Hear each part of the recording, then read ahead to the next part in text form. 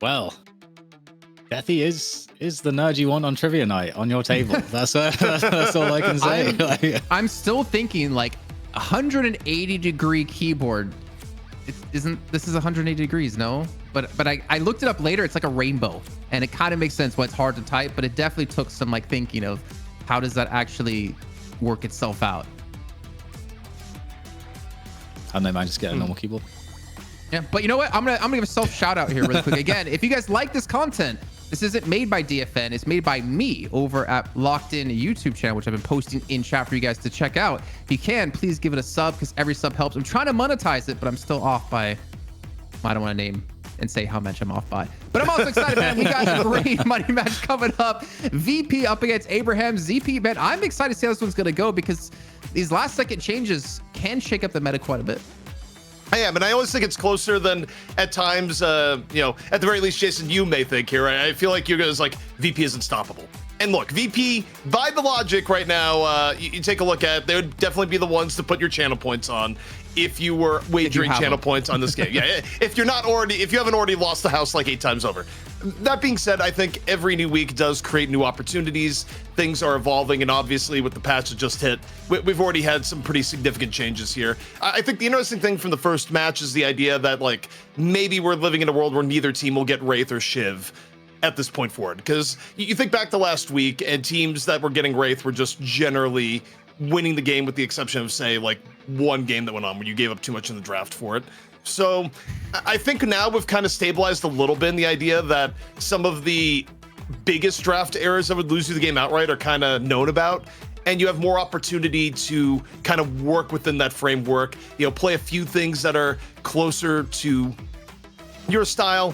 And maybe, again, with VP being the team to beat, you've studied VP's drafts and strategy enough that, maybe coming in here, there will be something from Abraham's that'll act as a curveball to shake things up a bit.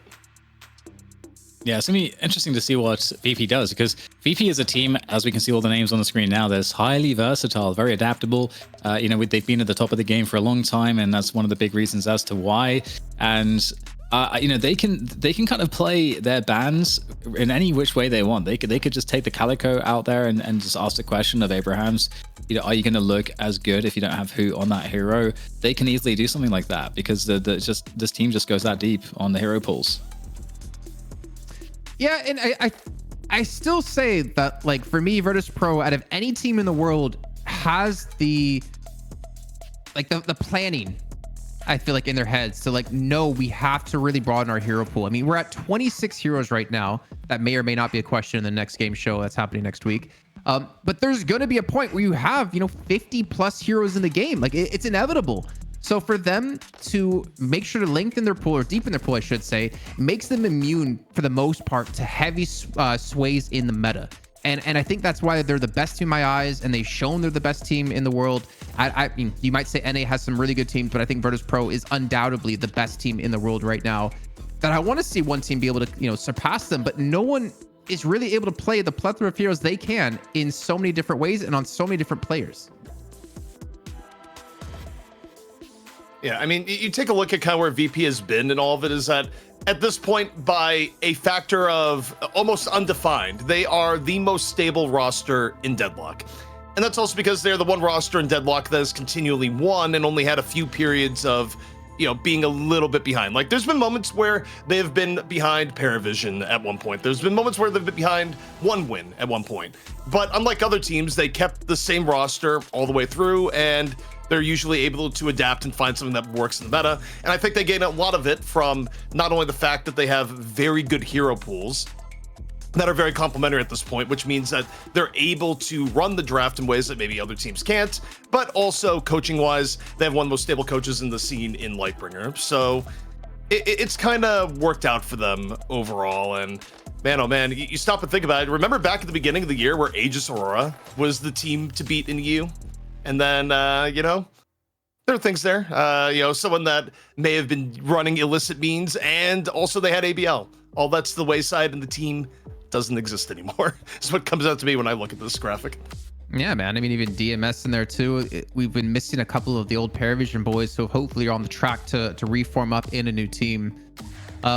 As a last note, really quickly, by the way, about VP, I mean, we have seen them be in periods where they are kind of behind the meta or still feeling their way out. But I feel like because we're in the closed alpha, it's very volatile with how quickly and how drastically these patches come out and change things up. I'm thinking, into the future when they're not going to be so crazy. It's not going to be the wild, wild west of Deadlock here, that they should be, still pretty meta-proof when things do change up. But man, Virtus.pro, I actually want to go back and calculate how much money have they won now from DFN. Sizable amount. Yeah, it's not done too bad. 3, 4, 5, 6, 7. And it's interesting because it's the DFNs from, as you guys can see, from 19 to 23. That's when one win looks like crazy, where they had really adopted 14 grand. That's not bad. 14 grand. Hey, whoa. You read the script. 14s if they win tonight, I think. Oh. We'll see too. We'll see, because A-Rams has been looking pretty good. They look better than one win. One win don't seem to be able to contest. They just haven't found their footing as well in the new patch realm. Just well, as of yet, at least. We'll see if that can change. But here we go. We're into the bans here, and for me, the first thing that's top of my mind is whether or not Virtus.pro will ban Calico, because I don't think Abrahams will be interested in doing that.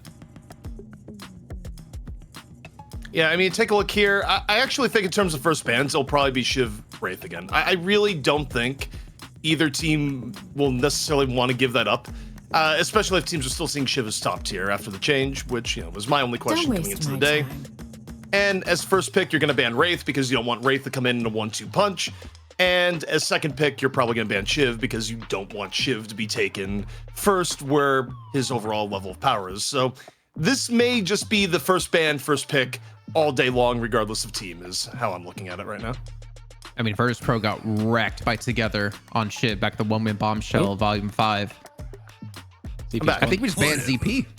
No. As I said, did we just ban ZP? is he still alive? He's just an apparition. Comes through. Yeah. But Together, like, we've seen him have great games, excellent games on Shiv. So not surprised to see the ban to come through. But now it's more about, does Abrahams want to go with the Calico? And I wouldn't be surprised to see them do it. Who looked too good to not first pick it for him again. Yeah, it seemed really central to what they were able to achieve, because Hoot was actually commanding so much space and oftentimes commanding these scenarios where multiple heroes would have to respond to Hoot, and Hoot would still be able to hold his own in terms of pressure. And I think that is mega value in addition to the farming capabilities of Calico. Yeah, and going in on top of it here, so Calico comes in first for VP. I think the question is, where do they value Paradox? My guess would be pretty highly. I mean, there's a world where they do go Holiday over Paradox, but I wouldn't be too surprised here to see Paradox +1. And okay, they're still going for Pocket, so this has been the shift in EU. It's not just one win. Pocket is being seen as just really high value. And I mean, look, even though it didn't work out for one win in the last game, I think you look back at it, you still had the dynamic where Empty Dreams is still putting out a massive amount of damage, even in fights that weren't won. So, I mean, we'll see. Pocket, though, appears to be back in high priority. You can only run from the law for yeah, so I can imagine that it's probably going to be somewhat build-oriented, because Pocket himself has actually received a lot of nerfs, a lot of nerfs. So that the biggest change is not necessarily Pocket getting rebalanced on the abilities, but it is, of course, the new items. So I do wonder, are we going to see Paradox picked up here for Abrahams in the first turn of the picks? Because I would imagine Virtus.pro are going to ban it away if you don't take it. So they're going to have to secure it in their top 3 here. Am I taking Geist? They do deny that away from Virtus.pro. I think Zergi's going to be happy to see this as well, because it means there's no chance he's playing Geist in this game, since he won't be able to touch Wraith so far. But Abrahams, I mean, looking for probably another heavy frontline game yet again. It's exactly reminiscent of what they did in the last draft. Also, I'm thinking on it, I think the reason why VP went for Holiday over Paradox, even though I think overall they play Paradox better, I think it's a hero pool issue thing here, where they probably would rather have Michaelis on the Pocket, and with Michaelis not available to play Paradox, so they have other people that can play Paradox, they figure why not just have Dmov in on the Holiday. However, by highly valuing Mirage here, I do think VP has a really strong ban in that they can go into the mid-stage bans and ban up Paradox. And as good as Mirage is, I don't know if you wanted to give up the ability to run Paradox at all here, because I would be shocked if the next ban here is not on Paradox from VP. Yep, and the Warden going to be picked up here for Virtus.pro. Again, we're not sure where that's going just yet. Shart can play it. so can Zergy. He played it for the first time in DFN, in competitive play, I guess we should say, in official matches last week. So it's very possible we could see Zergy on Warden, but that just goes into the flexibility. You can't really know who's playing what on Virtus.pro, unless maybe it's Pocket, as CP's saying. Ooh, the Viscous ban. That's interesting. I mean, it's not too surprising though, because Viscous has been pretty high prio in at least the second wave of picks, I feel like. Zonya, smoking CP. Yeah. CP is Zonya MVP last week, right? And the one-win Abraham's match because of his Viscous play. No. Because they queues. I was smirking because I was talking to Goober about like the FPS issues in the patch, and he was just telling me, "Look, man, we got to end all our games for 3 minutes today, or I'm not going to have the frames to finish the game." When I was right, it was actually unrelated to the draft here, but yeah, the current patch has introduced a little bit of performance issues. But I like how he said all of our matches can't go past 30 minutes, as if he's going to get past the challenger match. That's a bold statement, Goober. Oh, okay, okay, Jason, save it for an A. But yeah, I mean, ask you guys, the Haze ban, we saw that at the last game as well. We didn't talk about it at all. Is Haze suddenly, is Haze like higher pro suddenly? Why is we seeing Haze ban? It's a possibility. I mean, I think there's enough untapped potential in the item builds here that maybe something good was found with Haze, and that is scrim level, not just what people are playing in pubs. But VP also, throwing away the ban from last series, but VP themselves do like playing Haze as a late pick, even before any of the changes. So maybe there's something in the water there that VP's working with and Abrahams doesn't want to deal with. Yeah, I mean, we know Obikin plays Haze for Virtus.pro, and we got to talk to Listic and Lightbringer right after the shop rework happened, and they discussed quite heavily how like Haze is a very mid-game oriented kind of hero, especially if you pick up Focus Lens. You force them to go into debuff remover, or you're going to kill someone 1v1 99% of the time. So I think Abraham's going to deny that away and prevent that roam potential out of Haze. But if we talk about, some heroes coming back into the mix, Lash, to be honest, has had quite an upward trend of picks in these last weeks. Yep, Lash has been really sick and is super effective. As EP, if you have been enjoying, the return of Lash, I know Deathy obviously is. Yeah, I mean, look, it's good to see Lash back. I think it's kind of interesting how people have made it work. And I think in the end, it took multiple things. It took not only the nerf of E-Shift, but also the change to the item system overall to kind of finally give us a world where you can make Lash work. And I think part of it is that people just find value on Lash without Death Slam half the time. You just get really good, consistent value off your ground strikes and positioning. And the Death Strike, or Death Slam rather, at times is sometimes more of a bonus rather than the main thing that you need to work. I like this. I like it. Seeing Sinclair last pick into a Lash, into a Paradox, into Mirage. Again, you could mirror the Mirage in lane into a Geist as well. One of the best counters to Geist. If she soul exchanges you, steal it, and then soul exchange her, and then hey, you're back on low HP, so you didn't really get anywhere with your ultimates. I'm definitely looking forward to seeing Listic pick up Sinclair here. Final pick coming on in. People's what I do. And it's gonna be an Ivy. So, yeah, not too surprising. I mean, Ivy's kind of crept back into metas overall in the new patch. Just to the fact that I think people are valuing support builds a little bit more in terms of what you can get out of it for healing. Ivy's still definitely near the bottom of the barrel though in priority, if not being played as a gun character or anything like that. Usually things like Kelvin will still get picked above, but I think there's a place for Ivy when things like Viscous and Kelvin and Sinclair are all off the table. I mean, you pair that as well with like Lash. You get a lightning scroll on Ivy, Kutsu bomb down where he death slams people. You're gonna get them stunned and you're gonna lock them down for even longer. I know I've had a lot of games lately where Ivy just completely messes with me. The slow she has within her Kutsu bomb makes it so difficult to get around in these fights. And you have to kind of like pick and choose where you do want to fight, knowing that they have so much control with the bog, as we've kind of coined it.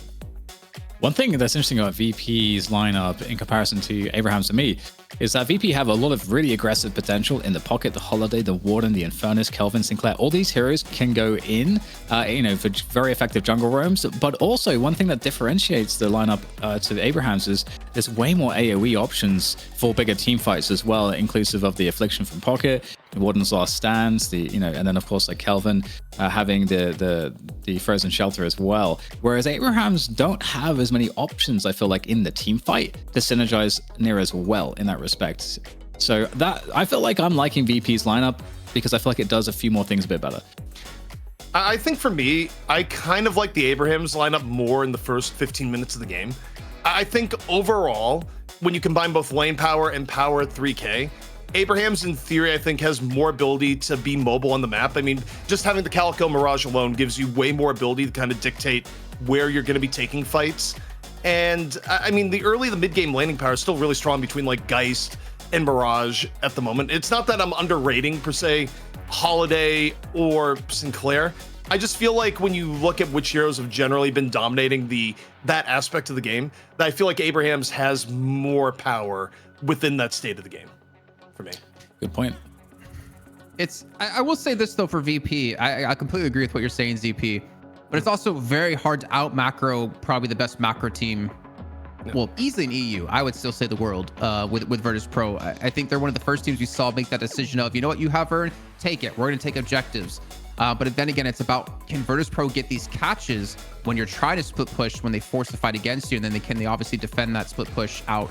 If you maybe send Sinclair there, you can follow Mirage when you get to team fights. I think it's going to be tough, but I think if Abrahams can like show us a map win here, at least at a minimum against Virtus.pro, I think we're going to start to see that growth that we've been kind of lacking within this team. Yes, I like this. I do like the way the lineups are differentiated. I think I do. The win condition for me for Abrahams does seem to revolve around getting a lot of value out of the split pushing power that they have with the Calico and the Mirage, like you highlighted, ZP. And going into this one now, as we see the lanes kind of formulating, what do you think we should expect to see in terms of the early game? I know you said you liked the early game power of Abrahams, but in terms of how the matchups have now come out.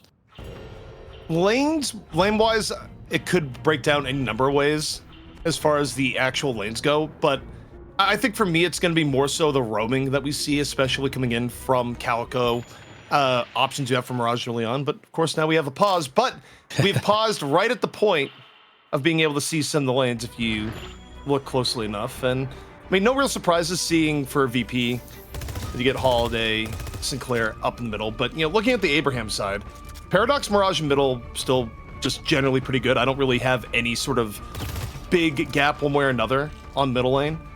Right-hand side lane, I mean, Geist Ivy is going to be pretty survivable with what you're dealing with here. I actually think right lane's going to be a bit of a wash. And then left lane, I actually think is the lane where it could get a little bit ugly for VP. I think a Calico Lash lane, if they're able to get a little bit ahead, their ability to actually punish and get a kill is going to be really strong. So I think if you're looking for a way that Abrahams gets ahead in this game in the first 4 minutes, I would have eyes on the left lane here. All right. Well, what about you, Jason? Where are your eyes? I'm actually looking towards this right-hand lane. I want to see how Saint and Together play it out because they have an insane amount of wave clear.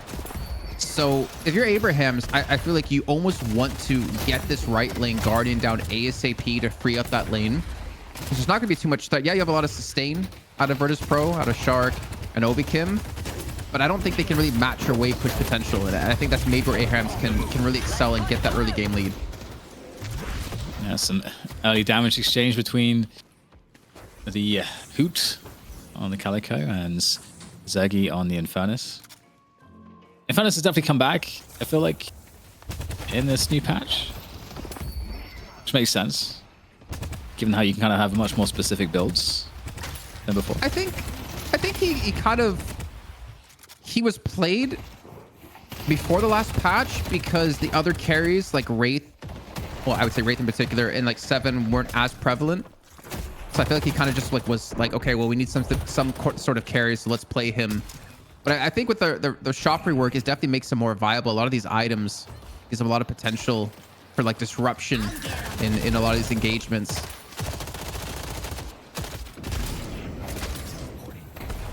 Well, some pressure here on the right side. Looks like Abraham's having a better situation in terms of where the lane is pushed. And that's nice because you can do stuff like this. You can like fall off, get some boxes. You can obviously disappear a little bit, and the other team might not know what you're up to. And you can come back to lane. And that's going to be interesting. If Abrahams can once again start off like they did in the previous map, Jason, when they were against One Win with the early advantage, because they played it really well. They kept the pressure on very effectively. Now, I kind of want to see how VP would deal with that. Yeah, I mean, we're seeing that pressure be very prevalent here in this left-hand lane. I mean, as you talked about before, clearing the wave and going back to farm some boxes here. Actually, a little bit of the catch on Obi Kim. He will be cleaned up here. Actually, Saint gonna get the first kill of the game. Gets caught out trying to get too aggressive with his box. And that is gonna be a good start here for Abrahams. And they should be able to definitely put some pressure on this lane now. Yeah, well, I think CP is saying something in the chat about jam side. So, CP, what's happening? Yeah, I mean, I'm just, I didn't really look closely at who was playing what, but jam side playing Lash is really odd to me because so far as I've been able to go, and, you know, Jason, maybe you could go back to the stats and look, but I can't remember a time where jam side hasn't been on a late game carry hero or, you know, something like a Wraith, an Infernus, a Seven. So, while I think the Lash is, like, pretty good, jam side playing the Lash feels like a wild card. Like, I don't know what to expect out of this lane now. Yeah, he's played Haze once, Infernus twice, Mirage twice, Seven once, Warden once, and Wraith 3 times, and his best win rate's Mirage at 50%. So, yeah, so this is interesting. Lash does not fit Jamside's MO at all, but we'll see. All right, well, that's going to be interesting to keep an eye on. Lash has been like much more powerful in the new patch, so maybe there's some method to the madness on that one. Abrahams, again, they're still like getting a lot of push on that left side lane, so they're looking to certainly convert that as quickly as they can. And also Abrahams, we can see getting a lot of push against this Kelvin lane on the right side too, so it's the mid lane that's a bit more troublesome for them. But speaking of which, Jamside's going to take down Zergy, so really good start here. Can they convert it into tower damage? Again, that's like where the money is. That's where the advantage is gained. And this tower's already taken a few licks here on this left side. Already down to 50%, so this is good progress. Again, they just want to get that down as quickly as they can. Now, off the rope, we do have Zergy coming back in for the defense, so he'll get there in time. But in the meantime, we also did lose Mikhail S there, going down on the pocket. So Abrahams, early on, they don't have a solid advantage, but it feels like they have the presence advantage, Jason. Yeah, I would agree. I mean, they definitely have a majority stake of the kills so far. Saint and Dimov just saying hi to each other as they both bounced up in towards the buff, but that's going to be stolen away by Dimov, who gets the survival buff, which is actually going to help quite a bit in lane. The extra regen, extra HP. It's going to be very hard to take him down in this lane. I think typically you'll see like the outside lanes go for the buffs instead, and we had Hoot pick his up on the left-hand side, which was Gun. And speaking of him, he's actually in a 1v2 over in that left-hand side. Combustion might be able to catch him, but I believe he might have gotten stuck in the trees. Oh, it's enough damage though with the afterburn. Oh. Great work there from Zergy. Some Estella Infernus action, and yeah, for all the losses they took on that lane, now they've got control of it, and it might be a lot harder now at this point for Abrahams to get control back there. And in the same sentence, we've got VP also putting the clinic on the right side also.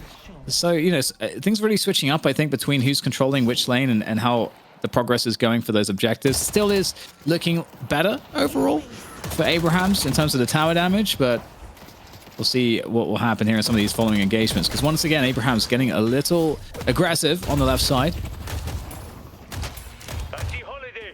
I'm actually curious what Together's leveling first. Is it his Essence Bomb or Life Drain? Because the Essence Bomb would help a lot with pushing the waves. Life Drain would be more about sustaining the lane if you're not feeling too confident. Here comes KLS. It's Life Drain. It's Life Drain? Okay. So he's going for the survivability. The Death Slam comes through, catches Michaelis, but he immediately gets away from this one. And now Zergy's going to be going on the hunt here, and honestly, he might have himself a gem side. Oh, so low. Are they able to find the finishing blow there? And in fact, coming in to help is Hoot, but Hoot's going to go down as well. So Zergy really showing the value of Infernus right there early on, and they're going to get massive control. Oh, wow. The audience participation paradoxical swap there as they swapped each other through the time wall multiple times. It's still, it's actually, it seems harder than I thought for VP to get some of the tower damage. They're still working on it. It's like the mid lane is getting pretty pushed again. Ooh, Dimov finding towers. I feel like Dimov could have a really big game on this holiday here. Oh, fine, Saf. Great pressure. Doing all the holiday things. Yeah, I think that's an understatement about him having a good game. I think he's going to have an amazing game with how this has been played. 7.4 thousand souls, so far ahead of anyone else. We see the Traveler coming out of Saf to get back towards this mid lane to help defend it. But I would be a little bit worried if I'm going up against Dimov. He's got the Arcane Surge as well. Now Saint being pressured by the Arctic Beam. He just has Stone Form. Rescue Beam was used as well. He's just trying to keep himself healthy, but honestly, he's very low in HP. No airdrop to get away. And I don't know what is happening with this like hardcore parkour coming through, but he somehow does escape, but not for much longer. As Shark's gonna lock that down with the alchemical flask.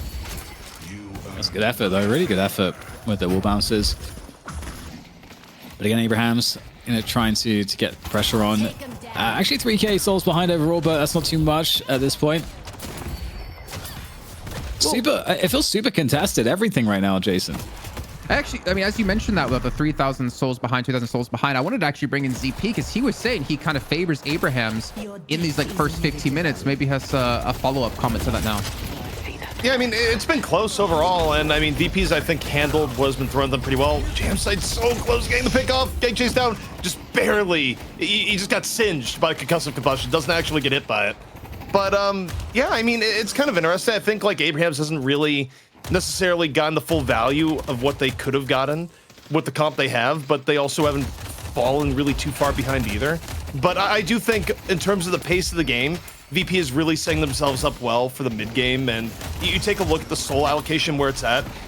Sharik is going to be a problem pretty soon. Dimov is going to be a gigantic threat as he gets into the mid game farm, but we got more engaging with last hand, so let you guys handle it from here.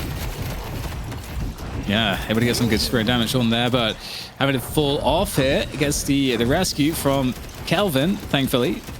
Some really good support coming on through. And once again, just the challenges continue. It's just so much dynamic stuff happening on all these lanes, Jason. It's never a simple story of who's ahead or not. Constant push and pull. A lot of these rescue beams actually been able to save out on quite a few deaths that would have actually happened. We saw Obi Kim there. He pulls in Shark away. That's going to be the movement buff picked up by Hoot. But yeah, the rescue beams are coming in huge. So we see Obi Kim have one, and we see Sync have one at the same time, trying to keep themselves healed up. As the Binding Ward's going to come through, the tower's going to go down either way, though. And that's going to be finally a trade coming through. Actually, we see 3 towers fall in very quick succession. The mid one going to go down for Abraham's as well. So Virtus.pro able to get their flex slot online and get up a hefty 5k lead. Yeah, they are looking pretty good going into this mid game right now. What is going to happen with that? That's a big question at this point. It's going to be picked up there by Abraham's. So we'll see if they are able to deliver this, because VP can certainly get in their way and try to prevent this. At the same time, VP are going to be losing this tower potentially. Oh, in comes the frozen shelter though. Very quick with it, Oberkim, to try to save this tower. And it might not be enough here. The tower is still taking a heavy beating, and indeed it's going to go down. All coming out there from Sane to try to pursue these players as they try to defend, but it's looking pretty solid here for Abrahams. We'll lose together though. Made an example out of another one. This was actually low-key a very big win for Abrahams, because they also ran the urn during all of this. They get a guardian, but they also prevent Virtus.pro from taking objectives against them. We're seeing Zergy push the left-hand lane. He's eventually going to flame dash out though, because he realizes he can't take it. He doesn't know where Hoot actually is. But like the typical style of Virtus.pro is, if you have the urn, we're going to push objectives on you, and yet they weren't able to get really anything off that. To be fair, there wasn't really much to take since they already had 2 guardians taken. But I'd still say it's a huge win for Abrahams and a great like timing on that window to punish VP.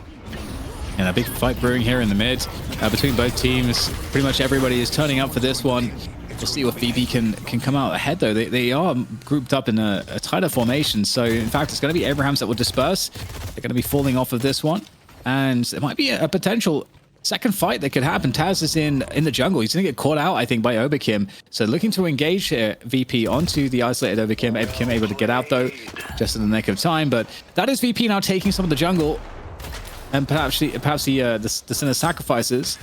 Indeed, that's what it is right now. And that aggressive Sinner Sacrifice is really, really key. So, Dan, this room we're seeing Zergian right now, I was playing a game, and I need to change my name because I need to stop having people recognize me in matches.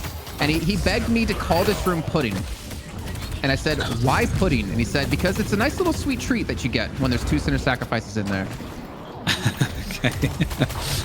I was expecting that to be like disgusting somehow, but it just seems very normal and wholesome. I'm suspicious. I told him, well, I didn't tell him I would say it, but now my conscience is clear. I feel good that I said it. Fair enough. Well, there's a lot of fighting happening over this sweet treat. it seems.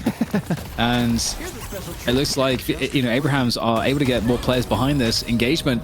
Although Listic's going to take down together some, I'm not sure if that's going to change the equation here. VP are going to be trying to chase down Hoot. It's very hard to catch a Calico, but they might just be doing it here. They're getting a lot of damage in. All the tools in the tool bag of Calico to escape are being utilized. All the movement as well. Actually able to get out there with the dash. Oh, just barely. I don't know how Hoot's raccoon painting that he has on his wall behind him can stay on that wall with the movement he just pulled off there. My heart was beating for him as it does get away. I mean, again, we talked about Hoot so many times. He's all around insanely good player. It's nice we get to see him have like a breakthrough moment with this team, but he's going to need to be able to put his team on his back and start to carry, because this is looking a little bit rough for them. I mean, Jamside at 15k could have huge impact if he can get a catch, but I also feel like there's just too much healing on this side of Virtus.pro. Frozen Shelter is going to be a really good counter. Also, you have to worry about Listic stealing your Death Slam. It's going to be a very tough game for Jamside on his debut on a non-carry hero. And another jungle invade from Abrahams coming in on top of the pocket player, Mikhail S here, looking just for the gamba. He just wants the gamba, but he's going to be getting absolutely fisted here in Pudding. And there's the bag. That's, I just want to talk about desserts now. I was going to say, there's a tiramisu, something or other. I mean, we could. I would prefer we don't call it Pudding, though, because I don't want him to be like, yeah, you know, 3 years from now, I'm the one who made that call out Pudding. All right, I'll stop. No, you can. I'm all for it. I'm on diet, so you're just making me die on the inside. Nice. What's your favorite dessert, Jason? Cool. I mean, ice cream, I'd have to say. You live in Italy, so you got some options. You got some really good options. Not a fan. Not a fan really of anything here. Are you joking? Tiramisu, I don't like alcohol. I don't like the taste of it either, so. There is an alcohol in tiramisu. His weakness, and it's a very basic weakness, is ranch dressing. Just so you know. That is very true. But they don't have that in Europe. You can take the American out of America, but you can't take the American out of the American. What's the biggest thing you miss about England, like food-wise? Ooh, maybe sticky topping pudding, if we're talking about desserts. Yeah, that sounds pretty good. But like a Sunday roast is actually so epic as well. I'm surprised you didn't say beans on toast, because I always feel like that's like the pinnacle of British cuisine.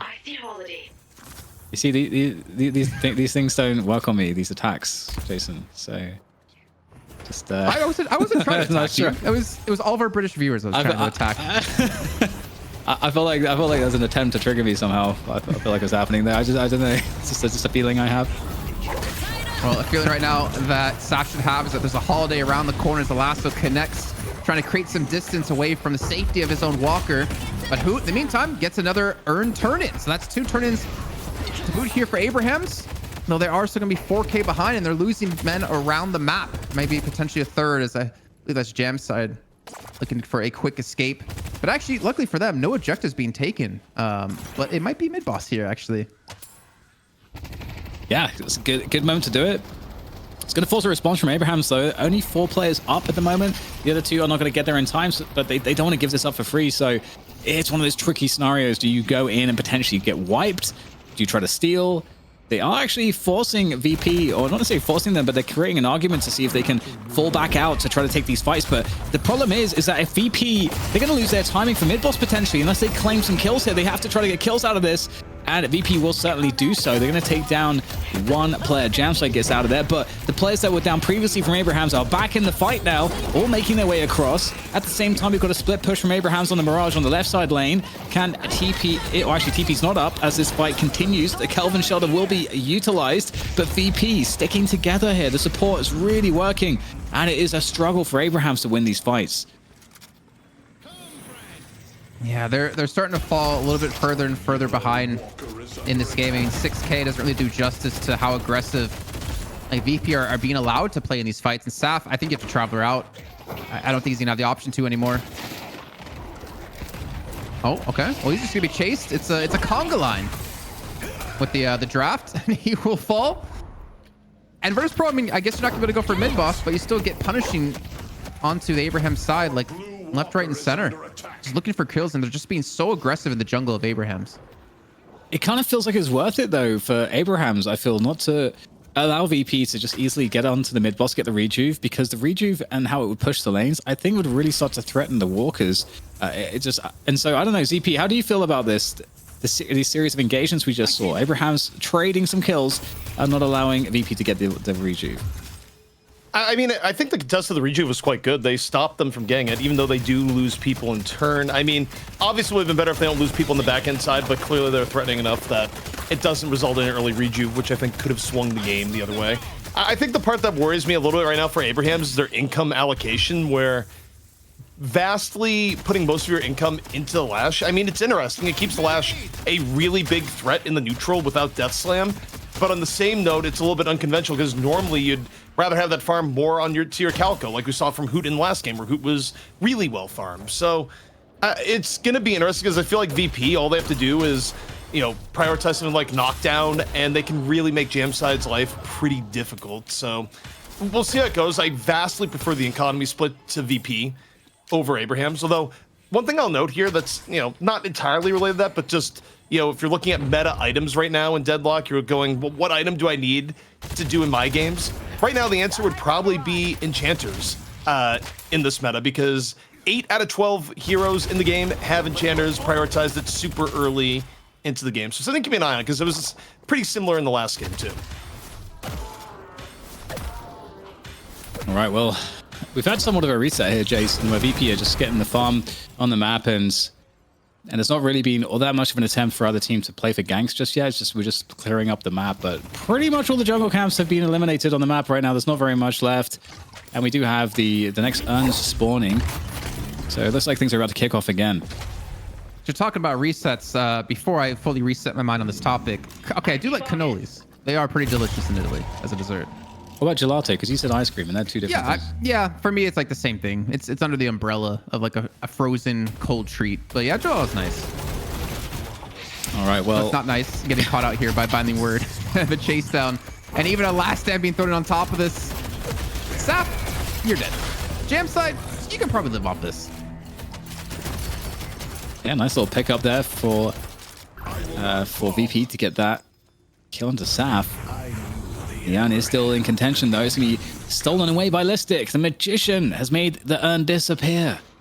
Although it does reveal your position eventually, so it only lasts for so long. But the map control is there for VP. This is looking really good for a turn, and there is a Hoot that is on that Calico that is potentially here to disrupt things, but it's 1v3, 1v4 potentially. I don't know what Hoot can possibly do. In fact, Hoot just dies, which I think we all expected. Yeah, I mean, he's trying to be aggressive. He's trying to play a similar style to what he did against One Win, but he's being punished so much heavier.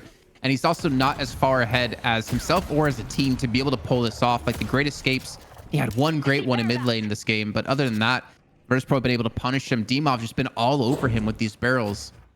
I didn't realize that was the biggest counter to a cat. But hey, we're seeing living proof of it here right now in this match. And Virtus.pro feel like they're just kind of like toying with Abrahams at some point here, as Listic picks up Crushing Fists on Sinclair, which is not too surprising an item, to be honest. But he's not doing the, I guess everyone saw on Reddit today, the return fire strat with Sinclair. Then again, you only have to really worry about, I guess, Saint in that case. Well, we just got a Sharif picking up the Unstoppable, so that's an interesting power spike in terms of the team fights, where for 5 seconds you're just not going to be able to disable or stop the last stand from happening. So that's a scary prospect. So VP, I mean, they've been pretty stable this whole time, but it feels like we're getting to territory right now where they could really start to swing forward in this game. With that said, Abrahams have a huge convergence, 5 players in mid at the moment, whilst we get the push from VP on this right side, looking for the Walker, and it might be a trade situation for Abrahams to take the mid Walker instead. But it's got backdoor protection. Minions are going to be coming up here in a few seconds, though, so they should be fine to take this here for Virtus.pro. It's about whether or not they can defend any of their other lanes. As the retreat immediately coming out of VP. The lead, Tass is being chased down, but in the meantime, we see Mikhail S on the pocket trying to get this high ground control. And to be fair, if you're going to try to get a catch on Jam side, I feel like Pocket's one of the best heroes to do it on, because you're going to be playing from the high ground anyways. Really nice frozen shelter there, keeping Pocket safe. I do love the macro here, actually, from Abrahams, what they attempted to do, but Actually, they're gonna be losing. Abraham's gonna be losing that mid Walker. Oh my goodness. VP with the hit squad across the map, picking up that one. In the meantime, we've got almost all of Abraham's having to hit the zip on the left side. Interesting stuff there. Very interesting trade in terms of map control there. Yeah, maybe a good moment to bring in ZP again for quick thoughts on the macro there that we saw. Yeah, I mean, the macro game is pretty interesting. I mean, obviously, VP usually able to keep things in their favor. And so far, still the case, up one Walker. But the thing that's interesting to me, where I'm actually opening up the game client to test to see if it had changed in the last patch, is that the early Unstoppable on Streak makes me think that they might have fixed the bug where Unstoppable wasn't pre-patch. It wasn't properly preventing the impact of anti-heal. Like, the way it's supposed to work is that you do Unstoppable and all anti-heal is negated, which makes Last Stand really powerful. But that was bugged recently. So the fact that Sharik is out here getting a super early Unstoppable Warden makes me think that that interaction is now working properly again, which is actually a pretty big Warden buff, if so. Yeah, another fight here in mid, Jason. Looks like Abrahams don't want anything of it. I knew the upper hand could Yeah, they have to be very careful because with the point of the game that we're in, Rejuve easily could be taken by VP. We know how prevalent they are at going for mid bosses at some inconvenient times, but also at some times you never would expect. But at least for Abrahams, they're able to get the Walker in the left-hand lane, so they do keep things equal. Well, not equal necessarily, but keep things almost equal when it comes to flex slots. Obviously, VP going to be ahead, taking the mid and the right lane Walker. But VP, I feel like they're also taking like a strat out of One Win's book from the olden days. And by olden days, I mean like a month and a half ago or 2 months ago. By sticking around the jungle because they're contesting the farm, but they're also looking for these ganks constantly. Yeah, it's been interesting because we haven't had one like really huge fight that swung the value over towards VP. Like the plus 20k that they have right now, it's just been earned very slowly and steadily, really. And as you say, you know, both teams are actually doing a pretty good job in sort of assessing these team fights and not overcommitting to the degree where they're forcing, forcing themselves into a spot where it's like, oh no, one player engaged and now we have to kind of all take a bad fight. With that said, the Walker being under pressure here in mid is going to call back VP to try to defend it. This is what Calico does so well, this pressure. And at the same time, you know, they've also got Saf on the Mirage, who is pushing the left side lane and also has that TP available. So, you know, this is great control, but the big story right this moment is that urn has been collected by VP, but they don't have any opportunity to drop that off. There's zero map control for them. Yeah, it's more of a denial pickup here to not allow Abrahams to get a large amount of souls back for themselves. Because again, the comeback mechanics to be quite huge. I mean, not that big. It's not going to be insane, but it's still going to be big enough to get Abrahams caught up quite a bit. Doesn't seem like, Shark, he's like the permanent urn carry. Doesn't seem to matter if he's on Mo or if he's going to be on Warden here. He's going to be doing it yet again. And you made a good point, you know, seeing Hoot on the Calico push mid, using that dash to his advantage to get above the actual stun box of the Walker, constantly keeping Virtus.pro in check. And I feel like that's maybe one of the reasons why we haven't seen Virtus.pro necessarily be able to be more aggressive around the map, realizing that they have to really respect the double push potential. And Listic actually getting so aggressive, denying that wave from pushing further, gets it right on the rail, the zip line, so they can keep that access on the right lane to be pushed up. Another potential engagement here in mid. Also Sinclair getting caught. And VP all coming back into this fight. It looks like they want to take it. Finally, both teams on a big team fight. The ability is flying across, and it's going to be Together who goes down first on Abraham's side. Sharik is now taking the punishment, but still staying up for the moment. Okay, finally gets taken out thanks to Jam side. And Abraham's, it's looking like very difficult for both teams in this fight. But right now, Abraham's doing better on the health and the overall positioning. And it might be an opportunity now for VP to try to start disengaging. It looks like they're trying to do that. They're trying to back away. This is a perfect moment for Abrahams to turn the game. Frozen Shell is going to be activated there for VP to allow them a defensible position. And that might create a scenario here for Abrahams where they have to also consider, do they keep committing into this one? There comes the Death Slam. Can't get a connection with it, though. The ground strike to earn some position forwards here, and Taz on the chase down, able to take down Mikhail S. So 2 players down for VP, 1 down for Abrahams, and Listic is in a pretty forward position right now, still chasing on these kills, and that might be another spot there for VP to keep this one rolling on through off the back of that pick onto Saint. And indeed, they are pushing further up the mid lane here. all as a pack, and that's a problem for Abrahams. They're trying to disperse and fall back here, but the damage output, the single target damage is huge, as we see Zergy coming in on the Infernus with a massive off the burn. Keep pressing the issue here for VP into this mid position.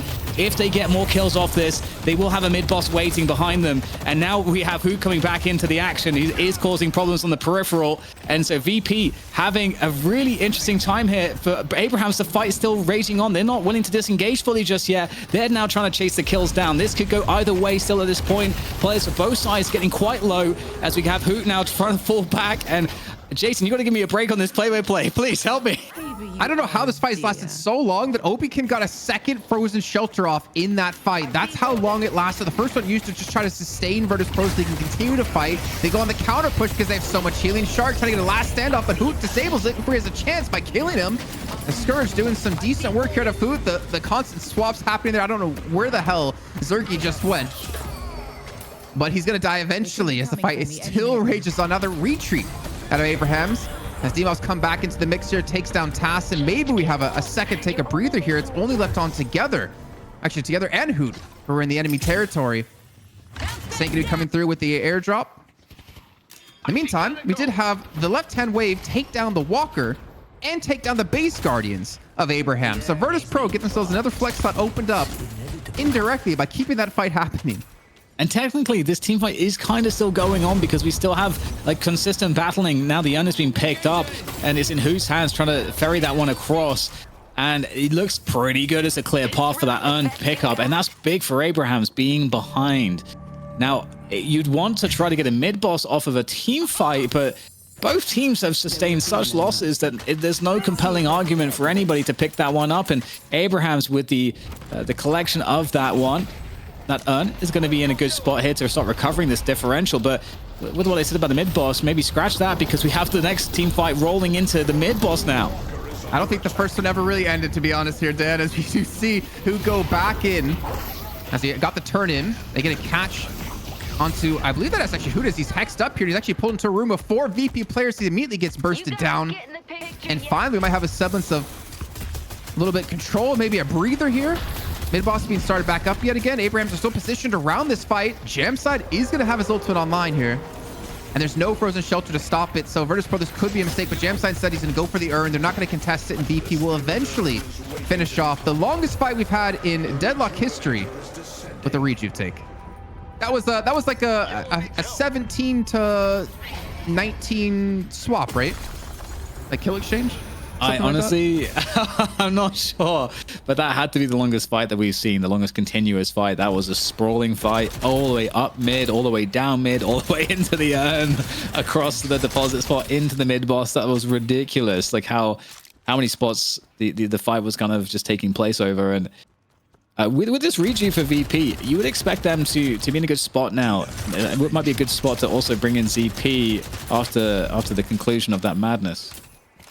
Yeah, madness is, I think, the right word for it, where in a way it was kind of like the EU equivalent of an early NA fight from back in the day, where it'd just be the continual NA brawl, except this was the more refined, more classical, more justifiable, just EU fight, as you say, across the map. But, you know, when it's all said and done, oh, you know what's happening here? I think this is a FPS reset. Because players have been saying that there's a memory leak in the game right now, and your FPS gets really, really low late into the game. And in this instance, VP is just going for the full CPU reset, saying, everyone, restart your game, get your frames back, is what's going on here. I don't actually know if it will give them their frames back, but that is the hope. Is where we're There's a memory leak, I think it will, because it gets worse over time, right? My frames are yeah, Listic confirming the theory of everyone restarting for frames. Meanwhile, Abraham's just saying our PCs are phenomenal. Your weak restart is not needed. Abraham's on that Intel. That's right. Situation right there. They got that Intel CPU power. I think Jamside actually won the giveaway, right? From last week. Did that actually? You know, it might be a thing. It would make sense. No idea. See? No, I'm just saying, it's like weirder things have happened. I can see Jam Side just go in there and be like, I need the upgrade. And he's not one of the players that had the restart, so I mean, it all does check out. Yeah. Well, it's not actually a huge differential in terms of the souls again. And these fights are really interesting. They're very hard to read. Oh no, now Abraham's gonna go for the reset. Oh, no. God. We're just talking over, just like, you know what, that was a good, restarting was a good idea, guys. Saf just picked up inhibitor. FPS, def not tack, trust. Okay. The pauses are done. Oh, pudding. A little bit of pudding. Wait, you're doing it now. Well, the worst part is that I almost guarantee this person's not going to actually even see the cast. Like, I know he watches, but I don't think he's going to see like this moment. And then he's going to bother me in like the next game we play. Like, come on, you should call it pudding. And I'm like, I already did. I mean, no, it's not me. I'm not actually Jason. Oh no, it's actually happening. They're going for the restart now too. Oh God. Well, during this, did you guys know you can head over to deadlockfightnight.com where they have some sweet new merch available for you guys to pick up? You can get a group hug Dynamo shirt. And Dan did say, he confirmed, Dan and ZP said that if you catch them at an event wearing that shirt, they will give you the biggest hugs ever. And that is true. That's true. And Jason said that if you hug him at an event, he will give you $500. That's right. It's funny that you think I'm going to make it to an event, you know? That's true. You're very tall. That's have right. to get you on planes. Give me that business class flight that those CS boys are used to. What's that? Best we can do is basic economy. Unfortunate. Middle seat, right? Seat. Your seat is 40F. Continue. Okay, we're back. And what do we have? Oh, never mind. All right, ZP, what is your favorite dessert? Because we haven't asked you yet. Favorite dessert? Oh man. I think it kind of depends on the season and where we're at. I feel like when you get around holidays, it's actually hard to beat like a decent apple pie. Oh, It's kind of where I'm like at. a la mode, right? Yeah, you can spice up. You do whipped cream. You can do ice cream on top, but the main attraction is the apple pie. I do right, like a so good apple pie. So that's your Thanksgiving favorite. Yes. I mean, pumpkin pie is okay. Like, you know, Ugh. it's fine, Ugh. but I'm not. Apple is definitely better. Also, lemon meringue is like surprisingly decent from time to time. I'm a big fan You know of what they like say about pumpkin pies. what do they say? No. What do they say about pumpkin pies? That stupid people like them. Mm. Wow. Wow. Whoa. I don't know. Jesus. That's something else I was going to actually- say, but that seemed more acceptable. And Anders rubbed off on you, man. Jeez. No, you'll know Anders is rubbed off on Dan when Dan starts talking about like these like Simulation 8th theory. level conspiracy theories. Oh my Yeah, god. exactly. Oh my god. I had my time with Anders when he was doing that in the Yeah. office, and that was interesting. Yeah, no. Like that'll be when you know the Anders is rubbed off. But hey, the game is underway again. Maybe. Let's go. Okay. All right, well, Abraham's cleaning up that right side lane. Obviously, the urn is still in place, so it is in their interest. They are incentivized to clear a path to the urn drop-off site. But I don't know at this point if the urn is just going to result in a bad fight, and so it might just be that they're just holding onto it. I feel like you should be able to recycle the urn or something, because it's often just like sitting in your base. You don't want to turn it in. You know? I am curious to see what they do with like objectives in this game.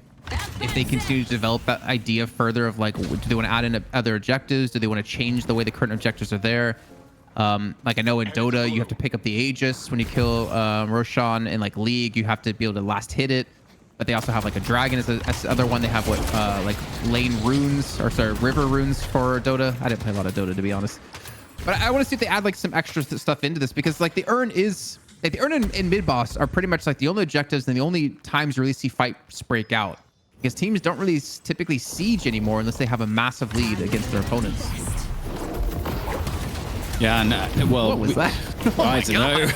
What are you trying to lasso there, man? I don't know. He's trying to get something.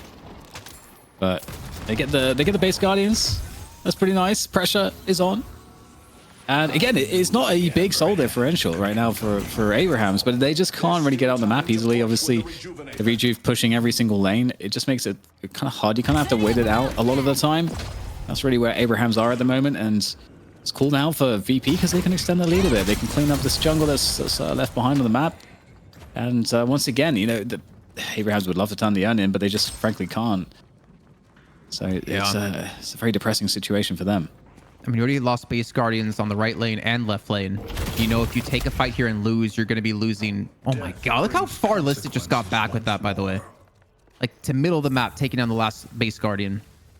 But yeah, you don't want to force the fight here. I mean, Virtus.pro are pretty much heavily-handedly in the driver's seat. Saint did pick up Refresher though, so I'm interested to see how he's going to work around the airdrop Refresher. Because again, it gives you the silence, gives you the knockup, gives you a lot of control in these fights. Also makes you not one of the targets to be focused since you're flying around like crazy. But we do see it looks like a fight trying to break out here. Task trying to get a connection. They know Zergi's not over towards this fight. They're actually going to force the fight themselves. Zergi going to be in hot pursuit to get over here as quick as possible as the rescue being used with the last stand. And the urn has been picked up. It hasn't been turned in. Another big team fight here. Everyone is present. However, VP, again, holding that formation, falling back a little bit. Although with that said, there is Zergi on the side of the battle who is trying to pump damage into anyone he can find on that peripheral. Again, positioning super important here. If you can find someone to isolate, he's going to do that with the concussive combustion coming on through. Big damage out from the afterburn. And there is a fantastically timed death slam. And you've got Zergi getting knocked around, but is so healthy still, and the damage is being pumped out here. VP are crushing this one. Abrahams just simply do not have the single target damage that they need. They can't find any way to have any go of this fight, and they're getting forced back completely. Wiped, 4 players down. Seem to be maybe all 6 at this point, and it feels like this could be the fight to end it here. VP way too strong. Yeah, no waves to push in towards the base, so I'd imagine they're going to back away to look for the rejuve. So Michaelis isn't a fight up against Task, but it's not much of a fight since Michaelis should be able to win out. He's low HP. And Saint, I think he's just trying to buy time as he's flying down middle. I'm not sure why he's necessarily there. Maybe it was the last that came through, though Dimov is on cooldown. And this Walker will live to fight another day, but you'd have to imagine like rejuve. Mid-boss. Not up just yet in 40 seconds time, so they're going to take any bit of farm they possibly can here around the map, including the urn. Yeah, it seems like Zergi is just too strong at this point as well. That it requires so much to take him down, and that's just too much of a distraction.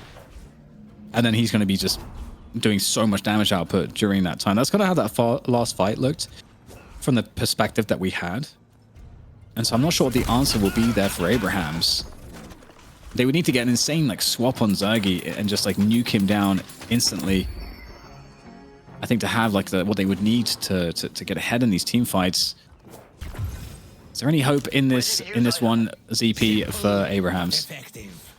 It's looking pretty low. Again, you look at who they have the income allocation on. I think having it be on your Lash Ivy is probably not great. You'd rather have Hoot be a part of that. And I'm not even sure if Abrahams is realistically going to go the contest on middle here. I mean, okay, you're coming on down with the Lash. You have Death Slam. Maybe they actually do go for it, but this is going to be potentially tortured and potentially very, very late. But they're making the opportunity. They're making the swing over and in, but nah, not going to happen. Not going to happen. And this is desperate, Jason. Abrahams also on the struggle bus. Yeah, I mean, we saw Obikim, he got aggressive there, actually frozen sheltered off the staircase, but Hoot was able to sneak in time. And honestly, it doesn't seem to really matter. I mean, yeah, Michaelis might die. Maybe Obikim goes down. Actually, maybe there is the potential for the turnaround. You can see Zergi off the side, still about half HP, but he doesn't have the chance to really survive for this. Doesn't have any more dashes to get away. And to be fair, Abraham's been able to hold on, but the problem is this respawn's going to come in so much quicker for Virtus.pro that doesn't really matter, even if you take an advantageous fight here at this point. That was sick, though. The Paradox will swap with the rescue beam, so you get him, or you get Paradox directly to safety. Feel free to surrender anytime. Yeah, it's a nice move.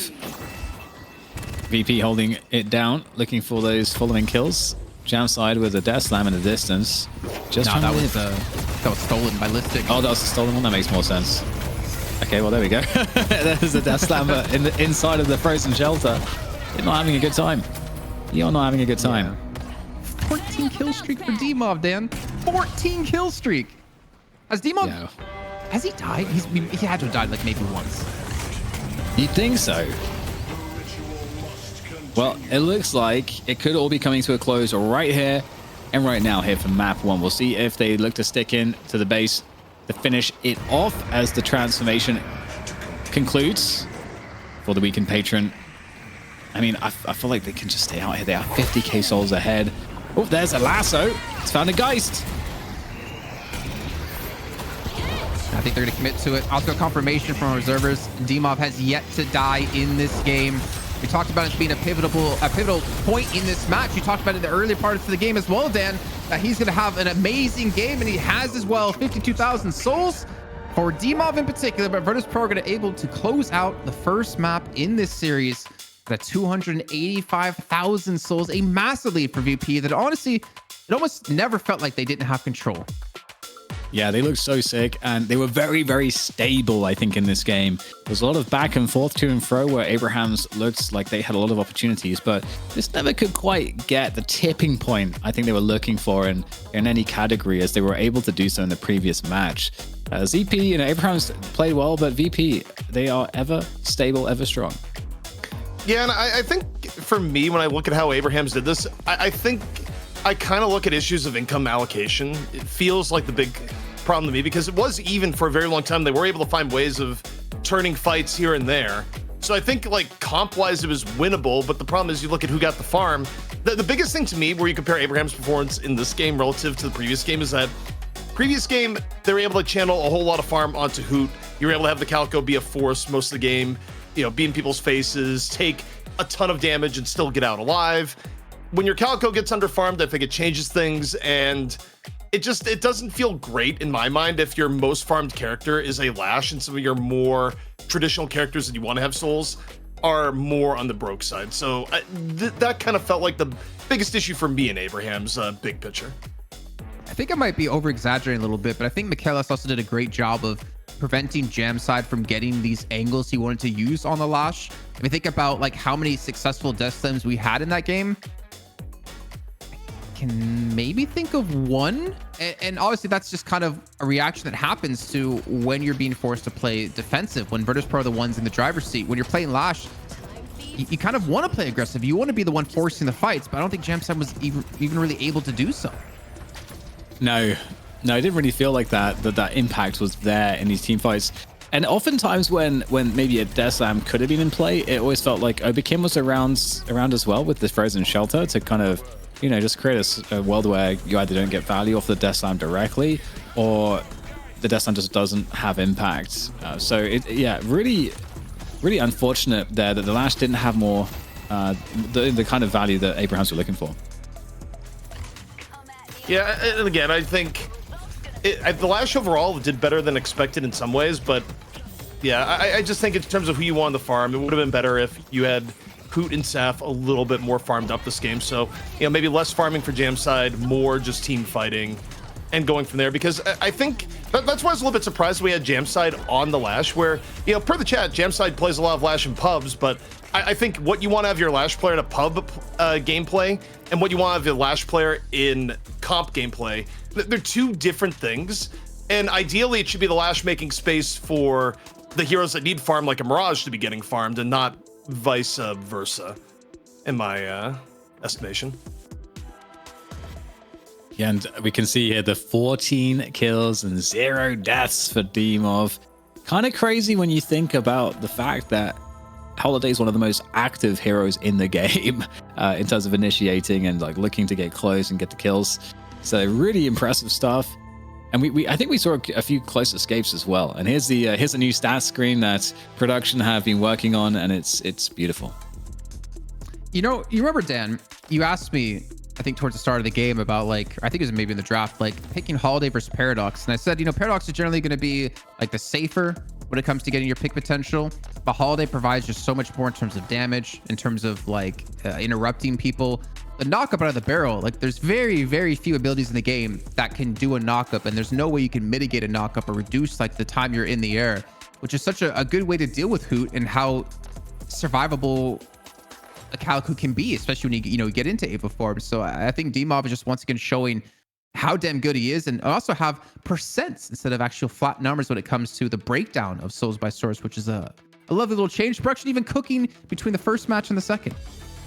One thing that I think is super important to note here, but when you look at the items and how people have been buying them, two trends for me. One I noted mid-game, but I'll bring up again, is that Enchanters as an early item is very valued across the board. 4 players on both teams both picked it, 8 total. So that is kind of like the new meta item that everyone is grabbing and gravitating to, in the way that we saw a little bit from healing Nova before its change up. And the other thing that's worth noting too is that both teams actually decided to go 2 rescue beams here, where you had Listic and Obakim being carriers for VP, and you had Tass and Saint being carriers over for Abraham. So that's pretty interesting to me, that you kind of the supportive nature of rescue beams going, hey, it's so good, why don't we have 2 instead of 1? And also the fact that you think prior to this patch, there was a moment where rescue beam kind of fell out of the meta almost entirely for what felt like a month or 2, and now it's back and better than ever. Gentlemen, I gotta jump in. I'm sorry, Dan. I gotta point this out. Look at the neutral Souls by Source for Virtus.pro compared to Abraham's. You have like 3 players in Abraham's side where it's in top 2. Virtus.pro have everyone up there except Obikim, who's more about fighting and being with the team. But you can just see, like, Virtus.pro were eating that jungle so much more than Abraham's ever was, that it became very difficult for Abraham's to like bounce back. And that's, I think, one route that Virtus.pro took to get a lead because of the comeback mechanics of the game, is to really eat away at that jungle and prevent the enemy from taking it. Yeah, that was one of the points I was going to make, but more specifically about Mikhail S playing the pocket. The fact that this is the only game we've seen where you have someone on a hero that's getting more souls from neutrals than anything else is really interesting, and I think it tells us a bit about why Pocket has also received more priority from some of the teams, because that indicates to us that you're going to be able to farm or kind of actively jungle. Well, hey, I like my name in there.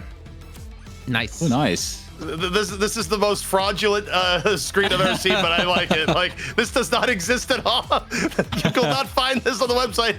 But also, Jason Kaplan 69. I mean, nice. Okay, okay. Someone in production loves me. It took me a second to work out what the hell I was reading here. I thought we had a patch drop like out of nowhere, but look actually who made the post. Solomon, DFN producer. It wasn't Yoshi this time. That's great. Love it. Oh boy. Well, guys, we have more matches of Deadlock to play. We've got the rest of this best of 3 to play out. Can Abrahams bring it back? We are going to find out after this quick break. Welcome back, ladies and gents, to Deadlock Fight Night number 27. Crazy! We've got all the numbers, and we've got the grand finals here as well. Map 2 is about to be underway between Abrahams and the VP, the Virtus.pro, the unstoppable collection of 6 Deadlock players that just no one can seem to gain an inch on. And they're so stable, so consistent, but it's Deadlock. So guys, we're going to go into the second draft, and there's learnings here for Abrahams. There's learnings, what worked, what didn't work. How can they adjust in the draft to find success?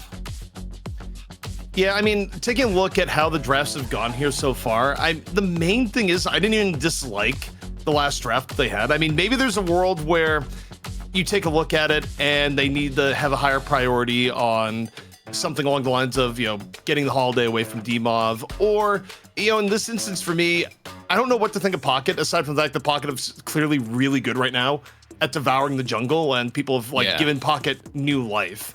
So maybe there's a world where you kind of angle the takeaway Pocket, because of course going in here is going to be side choice coming in for Abrahams. But I don't know. I think for me, I feel like the draft they had last game could have worked. It was just about how they used what they had, and I think they just need to put more priority on getting Hoot and Saf farmed up earlier in the game. Whatever. Jason, where are you at with this? We've got the Shiv ban. This is Abraham's moment. If they don't ban Wraith, obviously VP can pick it. But should Abraham's ban something else? I mean, if you're going to ban Holiday, you're giving Wraith over. I think you can't ban Holiday. I think you have to keep Wraith out of the hands of Zergy, to be honest. I thinking of the Holiday, I really wish there's a lot more information, besides the You stat got screen my available hopes to up. us of like how Hope long you're they went happy. for the ban. Okay, How many it's- knockups yeah. Dimov got with that barrel was ridiculous. And I truly feel like they won a lot of these fights that maybe they shouldn't have because of the amount of barrels he was hitting and the amount of disruption he was applying in these fights. Okay, I have to jump in. I do think there's a world where they get Wraith here because I think for VP, this is an ugly, ugly decision. Do you give up Wraith or do you give up your only chance of initiation? The VP really valuing having either Holiday or Paradox to play? Oh dear God, Neither. they go Pocket. Okay, Pocket may be good, but if you're Abrahams, I think you step on VP's throat in the moment here and you get Paradox Wraith. Paradox Wraith has to be the only thing you go for here. If you do anything else, I feel like it's throwing. Period. Calico Lash. No, I'm just kidding. No. Okay, I mean, I feel a lot of tension here because this does feel like the setup's quite nice Hello, here for darling. Abrahams, just like you said. So they're gonna get the Calico, so Oh, you know, man. it's just too tempting. It's just too tempting, isn't it? At least get Wraith. If there's no Wraith, then I don't know how I feel at the moment. But the problem is that if you also could go Paradox, but then you also give up Wraith. And now I feel like Abrahams, by valuing Calico really highly, and as good as I think Calico is, no matter what, I No feel one like they built end the up in empire kind of an without ugly sacrifice. situation here. And that There you ugly go. situation is going to be VP will pick Paradox in one of the next two picks. Abrahams might still get the Lash, though. But that Lash is not really a substitute for Paradox. I don't know that is right that I do that, because sometimes we classify him as an initiator, but it's not really the same as a Paradox and Holiday. Time for an adventure. Kelvin's in. Kelvin's definitely been very nice. Very nice today. Obviously, we saw Saints have a massive game on Kelvin. Sorry, I'm dealing with some other stuff behind the scenes. Some other stuff. they're- What's they're- more important than Ja- the show, Jason? Yeah, I'm I'll confused, take it Jason. straight. What- Producers. Because it's related to our NA games later on. Oh no, but I just I had told them- AVG message me. Oh God. Okay. Well, I told them to message you.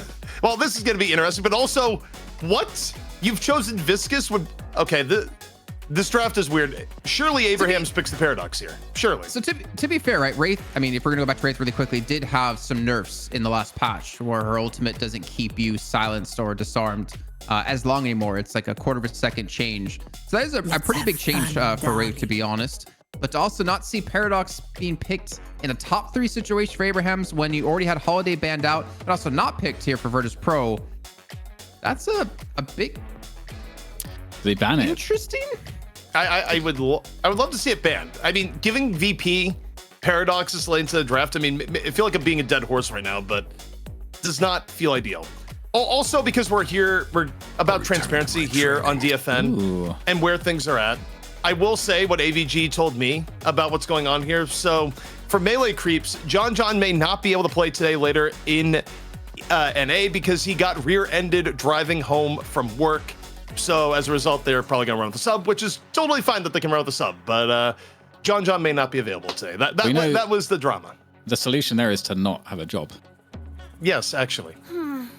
I guess I'll So wait yeah, here. just some advice in case you were wondering. Okay, well, we've got the Viscous pick. We've been talking about how that definitely tends to be higher priority. It's super nice. That's gonna be very helpful. But the Paradox, I feel like that has to come in. We had the ban on Ivy. Also curious how Abrahams might try to run the support. I still feel like I don't know how you guys feel about Dynamo. I don't know that I've seen enough You're about to Dynamo. watch my greatest trick. Okay, we're gonna get Sinclair instead as a potential support option here for Abrahams. So that's actually a pretty big win. Got some nice ults that you can steal as well. Affliction, the Frozen Shelter, even the Google. I feel like these are all nice ults to steal as well. So this is a great pickup for a Sinclair. Again, I'm a little bit. Did you actually think that VP was going to go Sinclair Viscous here? And to the extent that you yourself don't want to play something like Paradox, You're under my like protection that's the now. thing for me in the situation. Okay, Mirage is still available. Yeah, I mean, Well, it I goes feel back like to the something you Sinclair said, may have been GP. overpicked here. It They may might have get been overpicked. Infernus VP here and still give up the Paradox because they need It goes because back they to still what need. CP said of like, if you have Pocket picked for Virtus.pro, it's probably going to be Michaelis. So do you really want to run Obi Kim on Paradox or do you want to have him play something else? With Kelvin picked, he's probably going to be on Kelvin. Steve Mob's probably be on Viscous. So then you kind of, I think maybe Abrahams are gaming this. I think maybe they're playing like 400 IQ, knowing that Virtus.pro aren't going to be going for the Paradox. This is a bit wild. This draft overall. It feels like, because also, I mean, even in drafts where it's not a contested commodity and not one of the two main playmakers you can get, usually a Paradox would be picked earlier. So the fact that this is what's been is weird, but also we're gonna get the Hayes sighting. Hayes has been banned all day long so far in EU. So I'm actually very curious to see what the Hayes build of choice is gonna be coming out here, because we haven't got a chance to see it. And there's an entire like Hayes nation that just woke up from a slumber and seeing this right now, to be clear. Where's Abrams? Sorry. Where's Abrams? I feel like a tanky option here would be really nice. Another frontliner. Okay, they get Abrams. Cool. Nice. They really do make Abrams look more like UZP. I feel like every patch, I feel like Valve are just gonna keep making it look more like you. It's the red eyes, clearly. Pretty flattering. Clear, my eyes are just like really red, and no one can tell at the moment, you know. But you need to get really hench, because his head size in relation to his body is very stark. Have you thought about getting more hench? Yeah. Just, you know. Every day of my life. Hench up. Okay. I actually really like what Abrahams have on their draft. It's really interesting to... Abrams was like picked all the time, but just disappeared this last week, I feel like, too. We haven't really talked too much about that. Well, he had some changes, so he's not as powerful early in the game because of his shoulder charge, where the stun duration is quicker or faster, so you're not guaranteed to get a melee off on it now anymore. So you have to level it to level 2, and then at level 3 you get the cooldown reduction on it of like 18 seconds off of it. So he's had his early game power tweaked a little bit. Though his late game power, I think it indirectly gets a little bit stronger, since you technically get a quicker cooldown on your shoulder charge. But maybe that's why we haven't seen him as much. And also his Infernal Resilience, I believe, got a buff slightly, if I'm not mistaken. So he actually gets more health back from damage taken. Well, where do you sit on all of this, CP? I find this draft interesting for more reasons than one. I think we have X factors here, and the fact that Hayes is getting played, and I'm curious why Hayes is kind of shot up in the scrimbucks in just 1 week from being a complete non-factor to getting banned and then picked. I'm also probably going to interrogate Lightbringer on what happened with Paradox, and Paradox just not being picked at all within this draft. Like, I'm not even kidding. I was actually already typing up the DMs, like, what is going on here? But I mean, it does create a kind of an interesting game dynamic here, where I feel like on paper, maybe I'm undervaluing the current, like, perceived strength of Pocket, because Pocket is shot way up. But on paper, if you were to present this draft to me before today, I would say that Abrahams has a stronger draft of the two by pretty significant margins, by pure virtue of having the Wraith. Yeah, Wraith and Calico is pretty interesting. I don't know. Yeah, I kind of like Abraham's draft a lot more as well. Even though VP have what I think looks like a VP draft, where it's going to be super stable, even though it doesn't look like there's anything that's like jumping out of the page at you necessarily, I feel like they're going to play it in a way that's obviously very stable, like we saw in the previous match. So what did Abrahams have to do, Jason, to really get this comp like winning for them? Getting Wraith and Hayes fed, I'd say. Not having Abrams fall too far behind, so you still have like a relatively tanky front line. I think make it to that mid game without falling far behind, and let Hayes do her thing. And the build we're kind of expecting is oriented around Focus Lens, assuming they go that route, because you can basically 1v1 anyone, and the only point that you can't is when they get debuff remover and they cleanse your silence. They don't get that extra burst of damage at the end of your abilities. So I'm looking towards the Hayes. I don't even know who's going to be on it, to be honest. I think we know who Wraith's going to be played by. That one's pretty obvious. But I think Hayes in particular, that's going to be like the toughest. I don't know. For me, that's kind of like the linchpin of how the team actually plays out.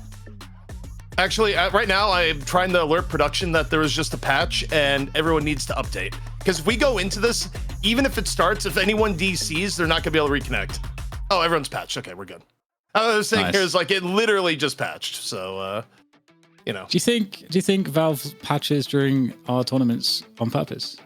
No, because okay, I'm not as clued in on the Dota and CS scene, but at least in Dota, I have heard repeatedly that many Dota tournaments have been patched in the middle of the Dota tournament, so it's nothing personal.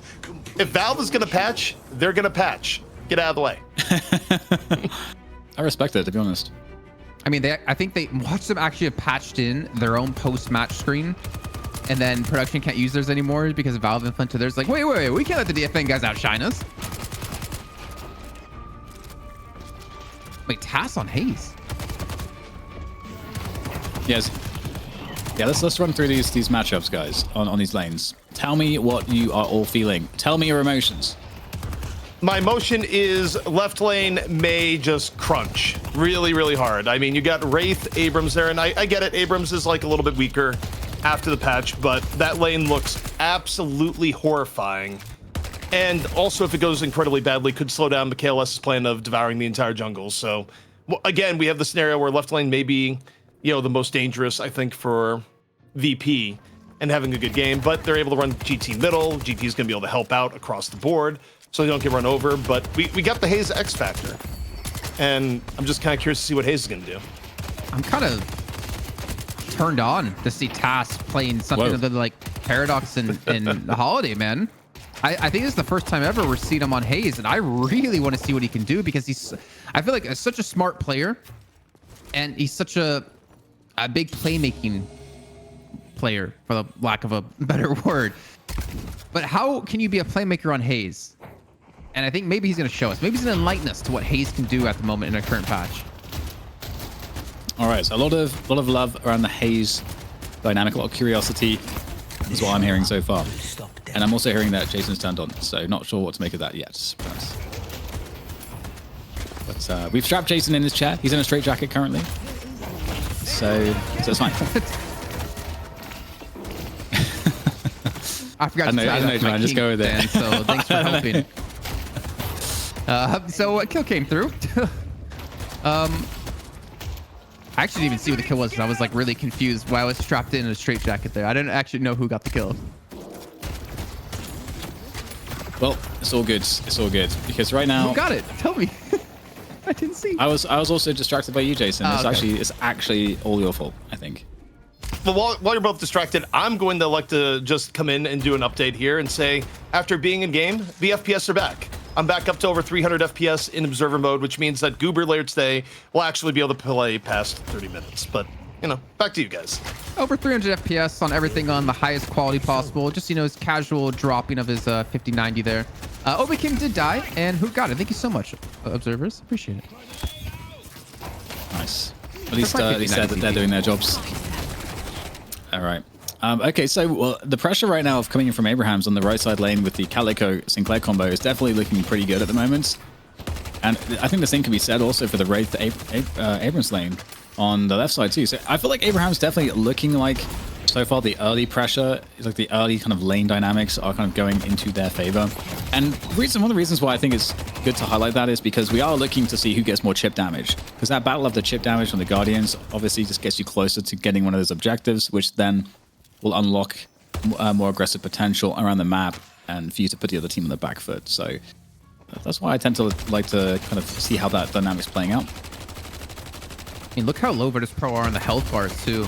Like Shark low, McKellis was low, Listic low, Dmov low, Obikim about half HP. Like, they're definitely taking a beating when it comes to this laning phase, and Abraham's looking much stronger and more on track to what we hoped they would have in that first match within the first 15 minutes.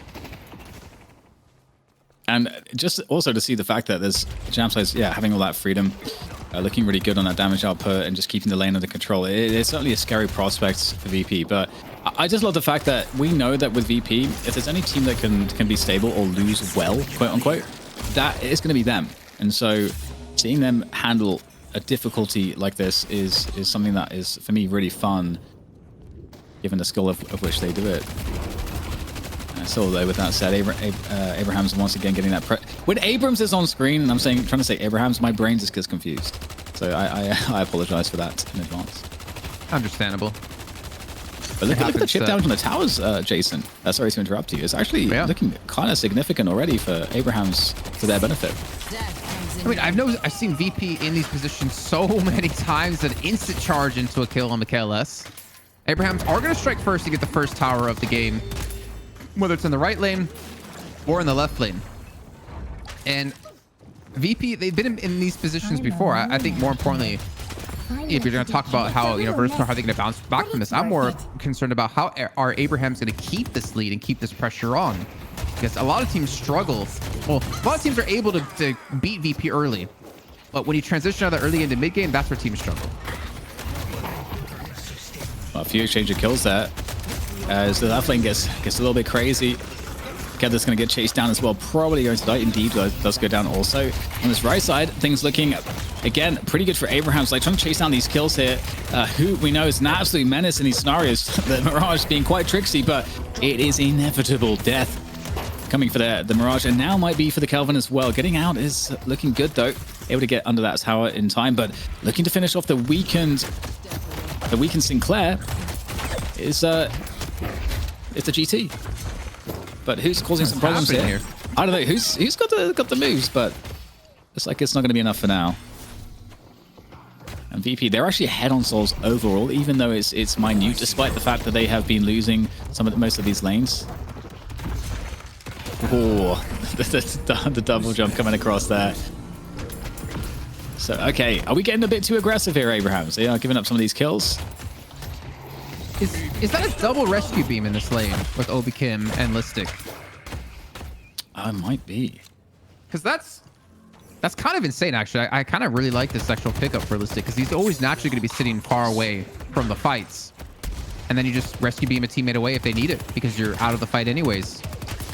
It was double rushed for both of them and the first item that Obikim picked up. Like, damn. Yeah. Well, they can't get healing over anymore, I guess, so it's going to be the healing. It's going to be the rescue beam instead. Let rescue beam. And in the meantime, we do get that right side Guardian going down. And again, lots of weak players here. Listic very, very low. I have no idea how Listic is still alive at this point. But looks like he's going to stay up for now. At the same time, again, this pressure in the left side, the mid side, all of it is kind of the initiatives. It feels like it's all with Abrahams at the moment. So it really feels like a stark difference to that previous map. I like the extra emphasis to get the name right there. Abrahams. Speaking of Abrams, going to be going for the charge soon. Combustion going to stun together back under the Guardian for another time. Telekinesis is going to come through, and well, it's not going to really amount to much though. At least we'll allow Jam Side to escape here. So Abrahams, even though they are ahead when it comes to objectives, getting 2 Guardians down, they're still behind when it comes to souls. Virtus.pro still 3K ahead, and that's gonna be kind of insane once they equalize. Oh, Zergy, RIP. Great sleep dagger connection on that one. It's also another great application of how haze can be really annoying to deal with. And I mean, if there's going to be a time to capitalize on the 2-tower advantage, it's going to be now-ish, because now they kind of reset off of some of those initial fights. Although that said, GT up in the sky looking to find the finishing shots, able to take down together, so forcing them back, or at least on the left side tower for now, which is the only remaining one of the tier 1 towers. Who's going to find Overkim? So the Calico action is definitely looking a bit better than the previous map so far. Zergy, did he just bounce off Zergy's head? It seemed like it. Those bloom bombs, though, all perfectly stacked on the face of Obikim, as you just saw him get completely exploded on. I mean, honestly, Hoot's doing some serious work. 8.7k. He's constantly being aggressive, trying to really keep it difficult for Virtus.pro to safely farm up. And they're going to need a hell of a game out of him here if they want to have a chance to take this to a 3rd map. Yeah, with 3 heroes here for Abrahams on this left side lane, they're really indicating that they want to take this Guardian down. All the tier 1 towers, they want them finished with. The stick is going to be pretty deep there, able to fall off though, but is taking some damage. And are they hiding a hero here? I'm not sure. Trying to bait perhaps a bit of aggression from VP so that he can kind of get a pick into the Guardian takedown. With that said, in comes the pocket from nowhere, off the road potentially, and it's going to find 3 players. Might not again ever realize that there's 3 people here, and it's going to be the Wraith that takes him down, and that's going to be a tower there for them, in addition to a tower for VP in middle. So they get their first tier 1 tower, that middle one. So it is a small consolation, but Abrahams, it still feels like they are ahead of the game right now. Yeah, they're definitely the ones dictating the pace at the moment. Virtus.pro, though, are still keeping strong, only behind by like 2,000 souls, maybe even less than that, as they still have 2 more Guardians to take to equalize things where they should be able to get ahead. And Obikim very aggressive in the enemy jungle another time, and this is what we're going to see a lot of VP, and it's something they did quite heavily in the first map. just constantly deny away as much jungle as you possibly can. Except this time, Abrahams, they're a lot stronger and they're much more willing to contest it.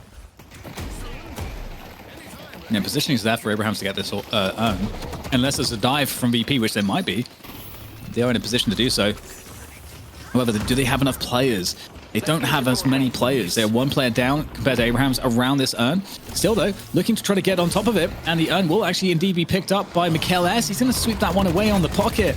And so I don't know what's happened here for Abrahams, but they are at least going to take down Demo. But the question is, can they protect against this urn drop-off, or will this just be held on to by VP? It's going to be a run back to base, at least initially. I don't know if I actually see them trying to turn this in there. They do have quite a few good ultimates online to do so. Affliction going to be back up. The Owl as well to get some early information and get any big stun off onto a kill target. And of course, the Frozen Shelter of Obi Kim, who is currently carrying the urn, but he's got to drop it off to someone else to actually confirm it, unless he's going to drop it directly on top of the turn in Frozen Shelter, then turn it in. I mean, the thing is, like, they should be able to get a confirmed lock into this. It's whether or not they escape their lives. And Listic won't, at least. Wow, that haze damage is nasty. We wanted to see what the haze could do. At the same time, on the left side lane, three heroes could still actually pressure that Walker potentially, whilst it looks like VP have been dispersed from the right side. So again, Abrahams have a huge advantage across the map at the moment. They do force a response from Sharik on the Mirage to try to come in and defend that left side Walker. And I think it's a good moment maybe to bring ZP in. You know, we've had the first 10 minutes, and it looks like Abrahams are despite honest, you know, even situation on the Souls, it seems like they are taking all the initiative. And I think that's kind of a bad omen for VP, because I think when you look at the scaling of both teams, the scaling for Abrahams on paper is so much better than what VP has. Do you like, you think about who's going to be a force in the late game right now? You got Calco, Wraith, Abrams, Geist on the other hand, and I don't know, like Talon in the late game right now is kind of middling, a shell of what he used to be. And Furnace, Mirage, I mean, both have kind of had their moments, more so Mirage, but I don't know. I feel like if VP is not able to find an advantage in this game in the next 10 minutes or so, I don't think they ever will. I think Abrahams is overall comp-wise in a way, way better spot at this point.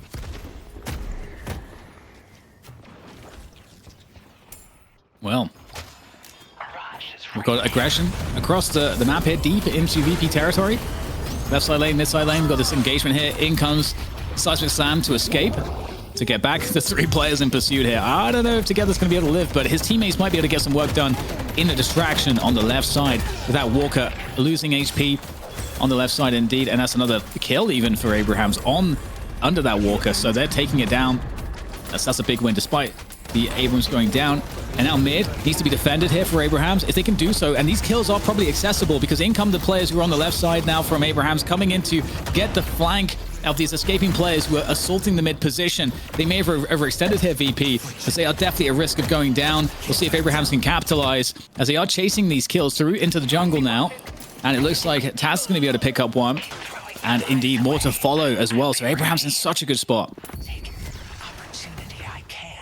You might be able to get a catch on Zerg on the right-hand side. He's just trying to get this Guardian down.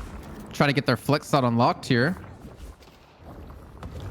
And it looks like he's actually just going to flame dash away. So he will be... well, actually, no, he actually used the launch pad to get away. But he's still being chased down. Abrahams just so they want to overcommit into this. But then again, they don't really have any objectives to push right now. But there's a lot of farm in the jungle to be picked up, especially in the VP camp.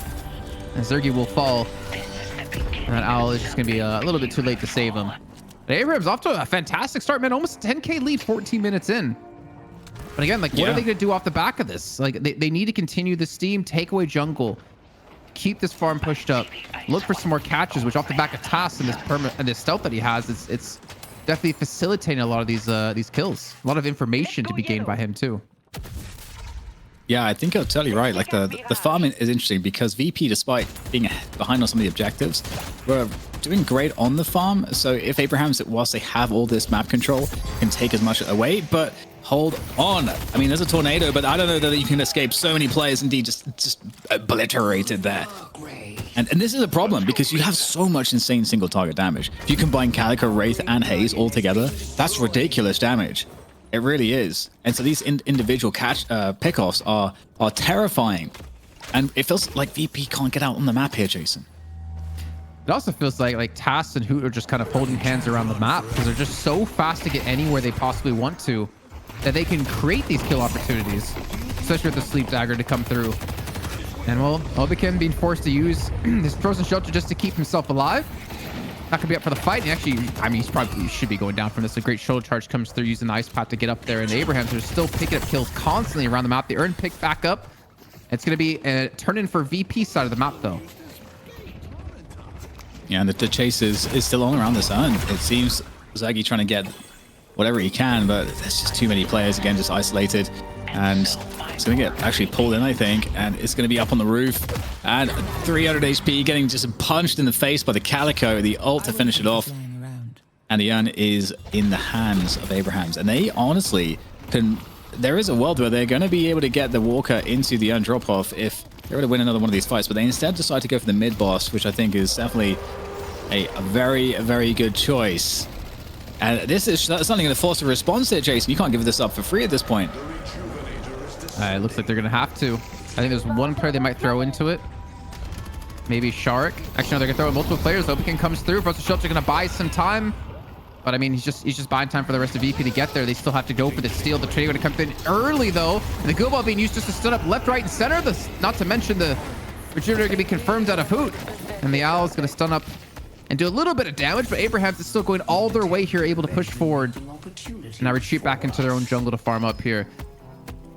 One thing I want to mention, by the way, Dan, is we are seeing, was it double slowing hexes picked up? One on Together and one on Saint. So if you see like a hex come through, like a rabbit hex, or you see a shoulder charge come through, like if you're Listic, you're not really going to escape from this because you're not going to have the ability to, when they're able to just prevent you from using your leap or your fly into the sky, or for Mikhail S, able to teleport away. I think that's a great point, and especially with any of these individual catches at all, the single target damage is so insane that I feel like you just only need to connect one of those hexes, and that opponent's going to melt. And with the uncollected, they are going to be trying to get that turned in right now. And if you are VP, it's a tough fight because they all have rejuve, so they're going to be up really quick. So you have to be able to like wipe them to really want to take this fight. So they're going to give it up. And the Earn is going to get deposited there for Abrahams as they look to increase their lead now. Very weakened Walker taken down beyond the Veil. And Abrahams can just back off and they can take all the farm with them. There's the sacrifice getting picked up, and VP are in quite the predicament now. It feels like they're getting a little too far behind and they have such little map control. Yeah, I mean, this is looking very good for Abrahams to take it to a third. I mean, the combat mechanics are going to be important for Virtus.pro here, but it's so difficult to leave your base when there's like a haze, there's a Calico, there's still a telekinesis out of jam site on the Wraith. Like, they're very susceptible to being picked off, and you don't want to necessarily be grouping to farm up either, since you have reduced amount of souls that you get from that. It's very tough for Virtus.pro to get back in to this match, but I still don't want to count them out yet. Like, Abrahams, they still have to close out this game, and it's still going to be pretty difficult to push into the entire squad of Virtus.pro with the frozen shelter there. Yeah, I like that they're farming up behind this. There is potentially a catch onto Taz, who's alone on the left side. 4 players around him on the minimap. We can see Taz try to get away. Is it even possible here? Oh my goodness. Yeah, absolutely not. So many players ready to go from VP. And they'll take that kill. But in the meantime, actually, there is a lot of pressure now coming in onto the right side Walker. The final Walker that VP have up. So they've got to respond to this, you would assume. They're going to be TPing across, and there's 4 players here for Abrahams. They might just take this fight. Of course, they have still the rejuve to try to put into this fight. This would be the last potential use of that rejuve. So they're going to go for this one and force the defense from VP as they bring everybody across. And this fight in from the top. The affliction is massive there. Beautiful affliction from Mikhail S. Just taking chunks off of absolutely everyone from Abrahams. But is it going to be enough, though? Jamside is still able to take down Mikhail S, so his efforts may be in vain as the Walker is still under assault. And the fact that Abrahams can tank through this, take all the kills, get a full team wipe, and the Walker spells massive problems here for VP as they try to escape, but it is impossible.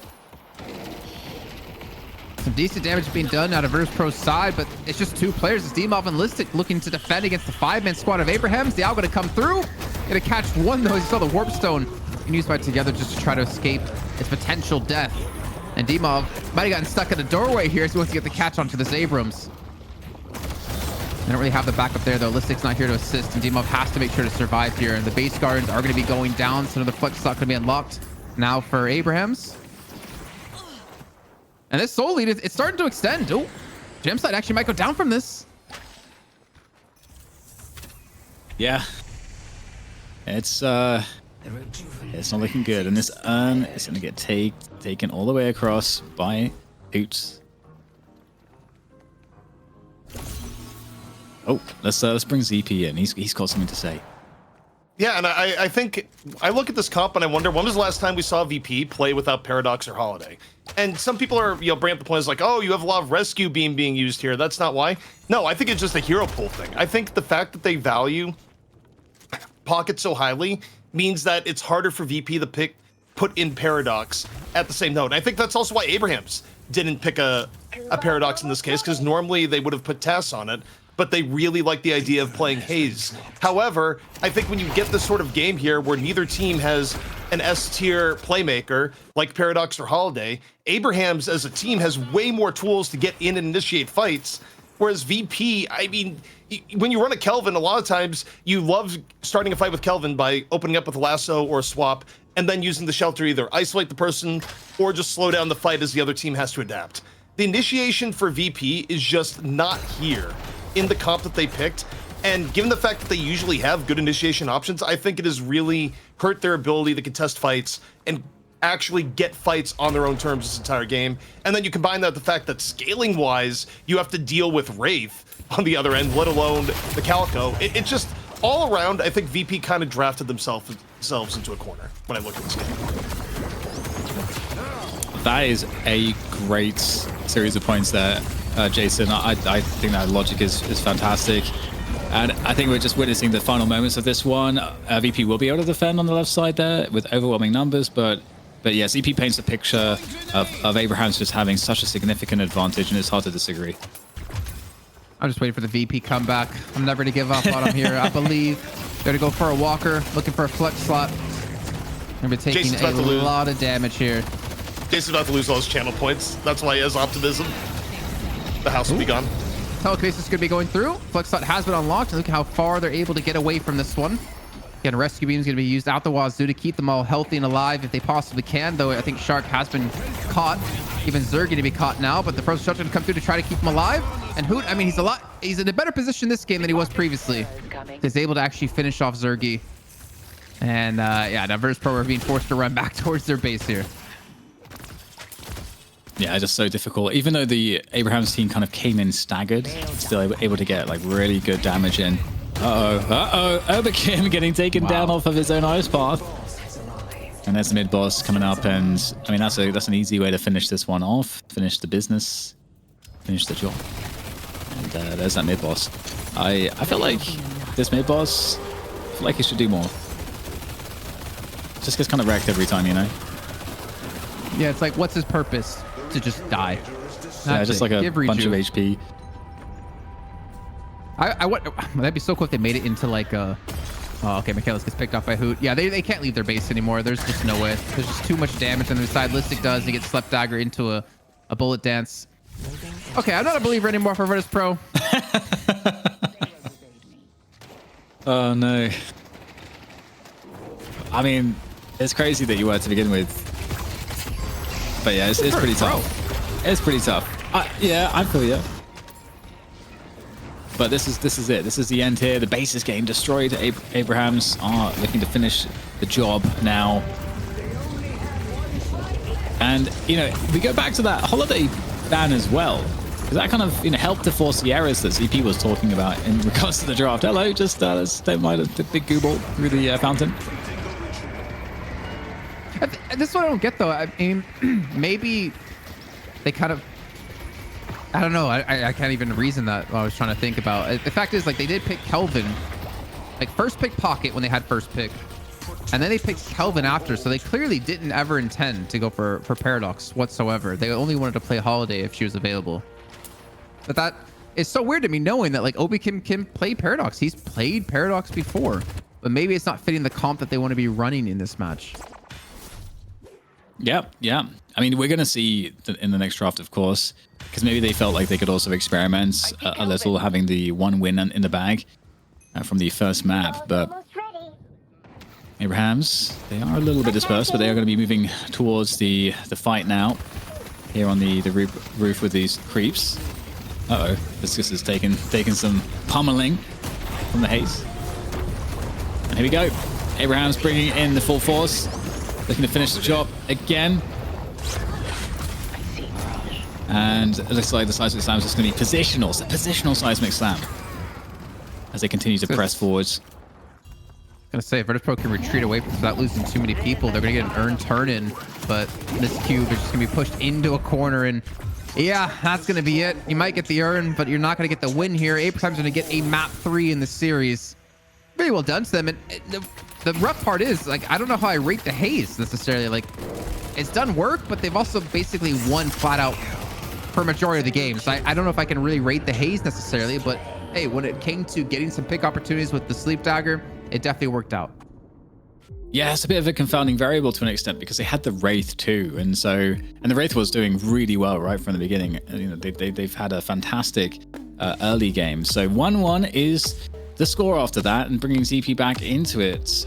I don't know that we expected it to look like this, but we all really liked the Abrahams draft. Yeah, I mean, the Abrahams draft looked very, very good on paper. And again, I think the part for VP that really hurt was the Holiday ban coming in. When you stop and think about who plays their playmakers, if they go Paradox, it'll usually be Mikhail S on the Paradox. And if they go Holiday, it'll be Dimov on the Holiday. If you know that VP is deciding to like really prio the pocket, in a way, it's sort of an idea where maybe you don't have to deal with the Paradox. And that is kind of what happened here. They still can pick it, and they can still play it. Like, Dimov has played Paradox before and has been fine. But, yeah, I feel like Abrahams just had a really good read on the draft here, and it comes down to the idea that winning games in Deadlock is difficult without either of those two heroes. And yes, neither of those teams had those two heroes, but in exchange, Abrahams had a comp that was way more aggro, way more mobile, way more able to set up picks, especially with what ended up being a pretty fearsome tag team of Hayes Calico into the mid game. So VP just found it very difficult for the most part to actually get fights on their own terms, and it just came down to the draft. They really did not have a composition that let them initiate fights well. Whoever just put all their like prediction points on Abrahams just created generational wealth, I think, on Twitch for them. I didn't really expect it to happen. Even with, you know, a draft difference, Virtus.pro are still a very strong team. But Abrahams, I mean, they've shown that Virtus.pro can bleed, but they still have to do it another time. And obviously with the break they're going to have, Virtus.pro have a chance to think things over and rethink maybe what they're going to do differently. But one thing they're not going to rethink is Millie Moogle gifting 5 subs in the chat. You know what that means, ZP? Wax off the eyebrows. Yeah, that was never a thing. If it would be, it'd be on your end, you know? That's where we're at. You're the hair bet guy. I'm not sure how you became that, but you know. Yeah, I was. That was like with the second show we did, I think, or like third show. Oh, I feel like you're ruining all the integrity though. No one's going to believe you guys about any bets because it's just always just. And how we do it randomly, and then people are like, oh wow, it was real. True, but now you kind of have to do something. I felt like that's where we're at. Unceremonious punch ever, right there. By the way, as Listic just gets pummeled. But well, yeah. ZP, what was your take on the haze, by the way? Because I quickly talked about it, but I felt like it was definitely one-sided because of how the game played out. But I think the sleep daggers definitely created some kill opportunities, especially pairing that with like him and Oot. I think haze provides a lot of mid-game pressure, and it was amplified by the fact that you didn't have usual sources of pressure in the form of a Holiday or Paradox. So overall, I mean, I think haze worked really well for Abrahams, but it may be a little bit misleading because usually there's other sources of pressure in the game that tend to outshine haze, but that wasn't the case in this game because of how the draft went down. And also, I mean, it's kind of interesting though for Abrahams where they valued the haze over the Paradox. The reason why they didn't pick Paradox is because their main Paradox player is Tass, and they had designs on Tass playing the haze. So I mean, it's interesting overall, but now we got the item stats to break down here, and it's a little bit telling. Yeah, and for me, again, just like, it's been interesting to see who gets the biggest percentage of souls from neutrals. We're seeing it as Jamside this time on the Wraith, which makes sense. But yeah, just really, once again, excellent performance from Hoot too, being the one driving a lot of the kills. You know, we can see this is the reason why we're getting that first pick Calico so frequently. Yeah, it definitely did some serious work. I'm trying to like quickly look over some like item builds. There's a lot of information to take in.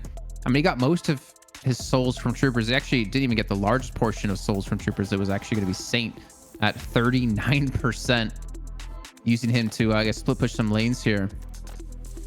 I mean, I'm trying to think like what was the big turning point, because you can see like on the graph at the bottom it was pretty equal up to like what, like 12 minutes in, and I think that's when Abraham started to get like fight after fight continually going their way until it was just a trajectory that there was no way you could pull out of for Virtus.pro. Well, that's also about the point that Hayes' mid-game power really starts to shine at that moment. So, I mean, that checks out overall. I think also Wraith really starts becoming a menace in around that point of the game also. So between the Wraith and the Hayes, and just, I mean, again, I think like Together was able to stay reasonably farmed throughout the game. I mean, the front line of having Abrams, Calico, Geist is also really, really strong. And then, I mean, you take a look at the VP end, you end in Furnace, that really doesn't come online until very, very late. And even then it's not overwhelming. And you got GT, where I'm not a believer in GT right now. GT is probably my hero I'm going to hate on even more than Lash at the moment, because wow,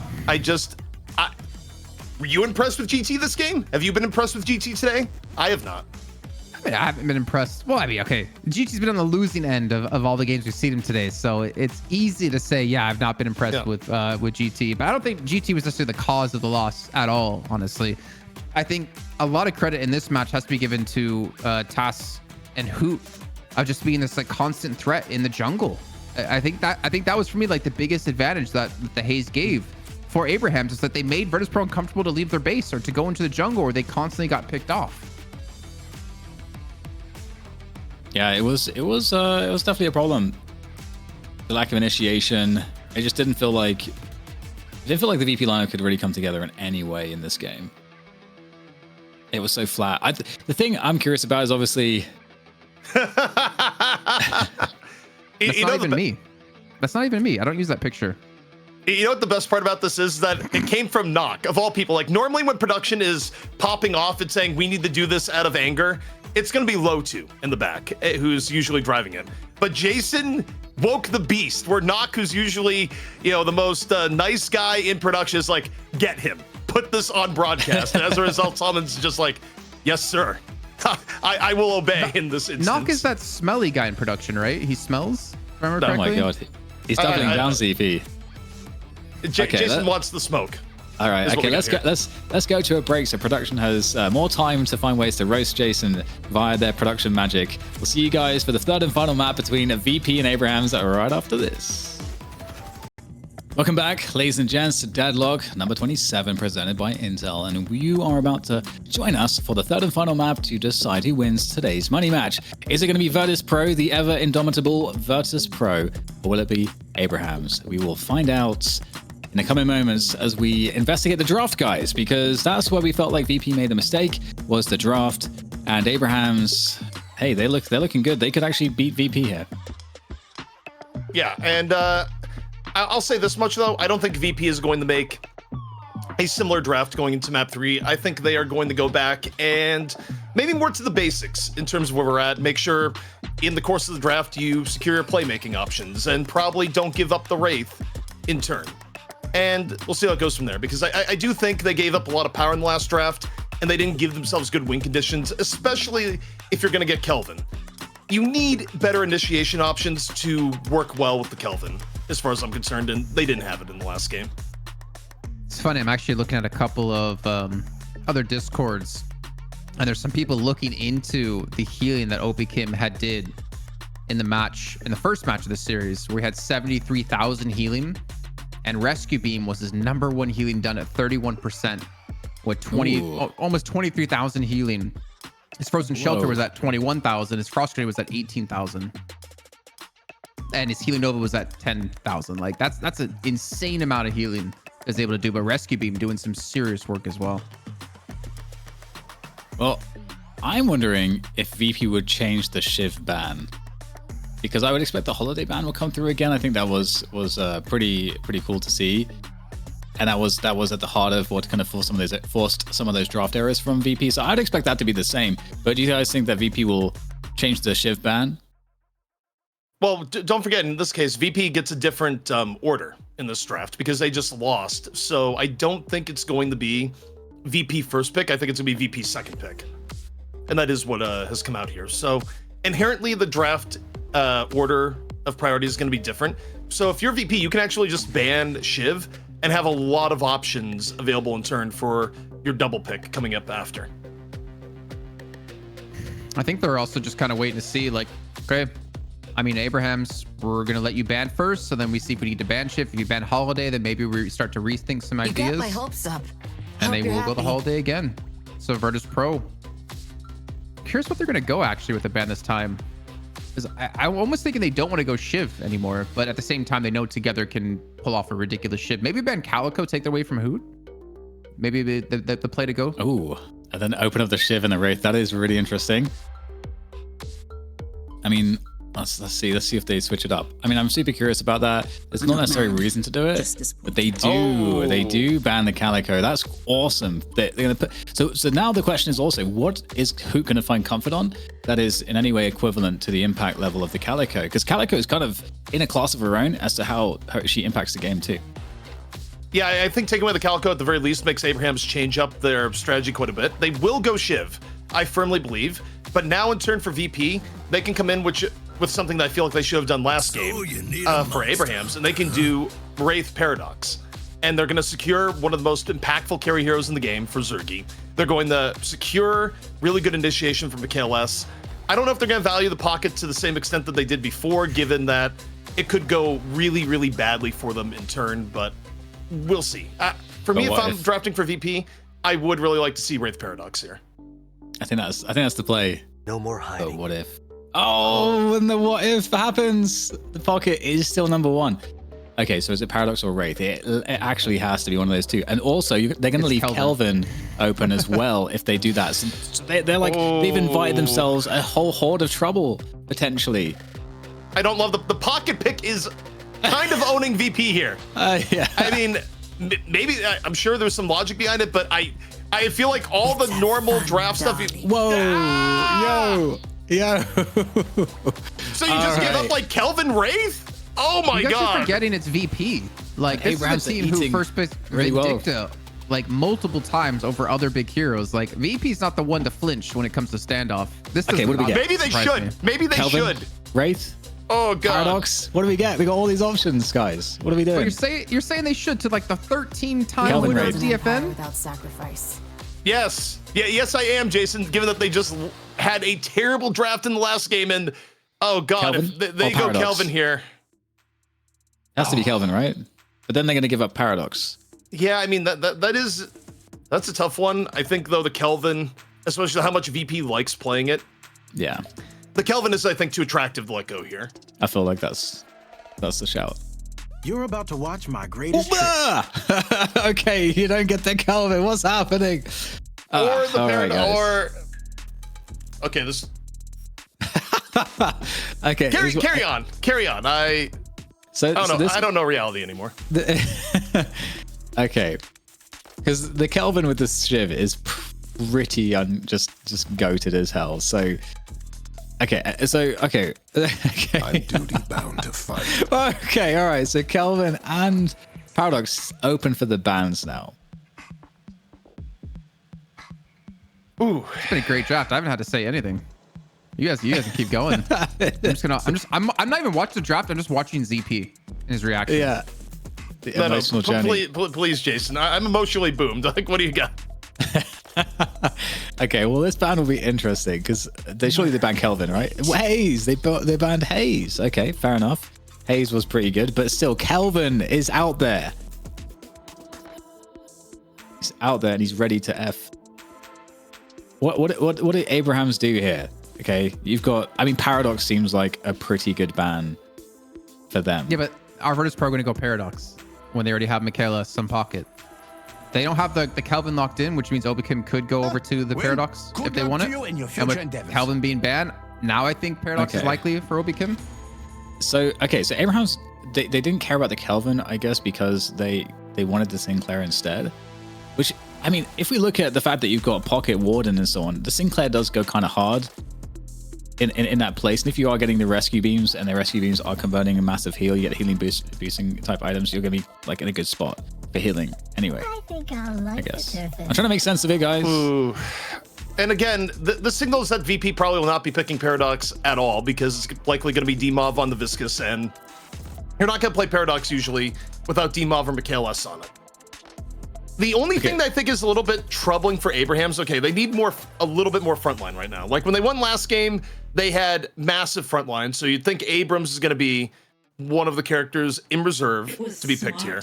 And they're going to get the Paradox. So if you're Abrahams, you go Paradox, maybe you pick up Abrams now, if you're not picking up Blast, just because I think if they don't get the Abrams now, there's a world where their front line could be pretty bad if somehow it's taken on the other end.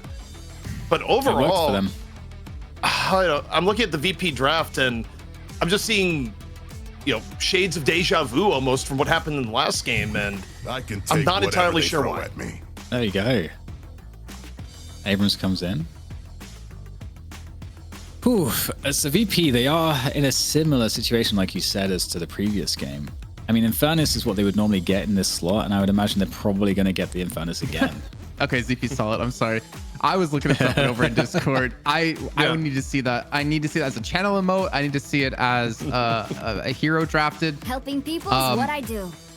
Yeah, anyways, I've been kind of just not even really here when it comes to the draft. But again, strong lineup for Abraham so far. There's not a lot of like support heroes left you can go off the top of this, though I don't think they're going to necessarily go towards any support heroes because I don't think Dynamo is necessarily... I mean, Dynamo could kind of fit, but I don't think you need to run Dynamo in this case for Abrahams. But we also don't have like a hard carry for Virtus.pro unless it's going to be Gun Ivy.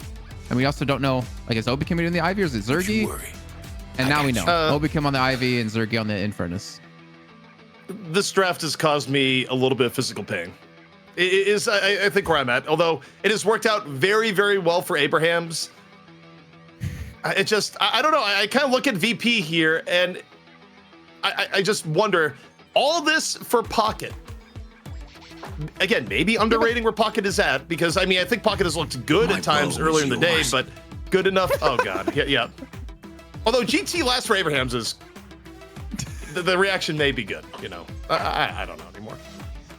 The thing is, first of all, Great Talon. I'm loving the new skin for Great Talon. Really digging it. But this is Virtus.pro. You cannot forget that like this is the only team to basically first pick Vindicta for weeks and weeks and weeks and weeks, even when it didn't work. So for me, they're not going to budge. Like they're going to pick what they want to pick. And honestly, I don't really hate it too, because it kind of like prepares them for like later on, when we get to tournaments for, 50, 100,000 kind of prize pools, if not more than that. But yeah, I mean, if you want to win this game, ZP, I agree. Like the Pocket first pick, it's definitely questionable. Maybe we should, hit up Lightbringer and ask, like, why are they heavily investing to Pocket so early over like a Paradox in this situation? I mean, I'm definitely interested in some of the answers here. I think, look, we've seen the upside of Pocket, which is that he is great at annihilating the jungle and can get really far ahead. I don't know if that benefit of Pocket is worth everything else that they have given up in this draft. GT is the final pick, though, for Abrahams. I'm not absolutely in love with, but I do think, you've given up Shiv Wraith, where we started the day as kind of like the two best heroes around right now in this current meta, and you've given them both up to Abrahams in one shot. That seems very scary to me on paper. It would have been really funny if they went Great Talon Lash and Wraith Shiv in one team, because then you have like two of the really strong heroes and two of the heroes you hate the most on the same team. I don't know how that would work out of who you would favor in that case. But either way, Dan, it looks like we're about to head into our final game of EU.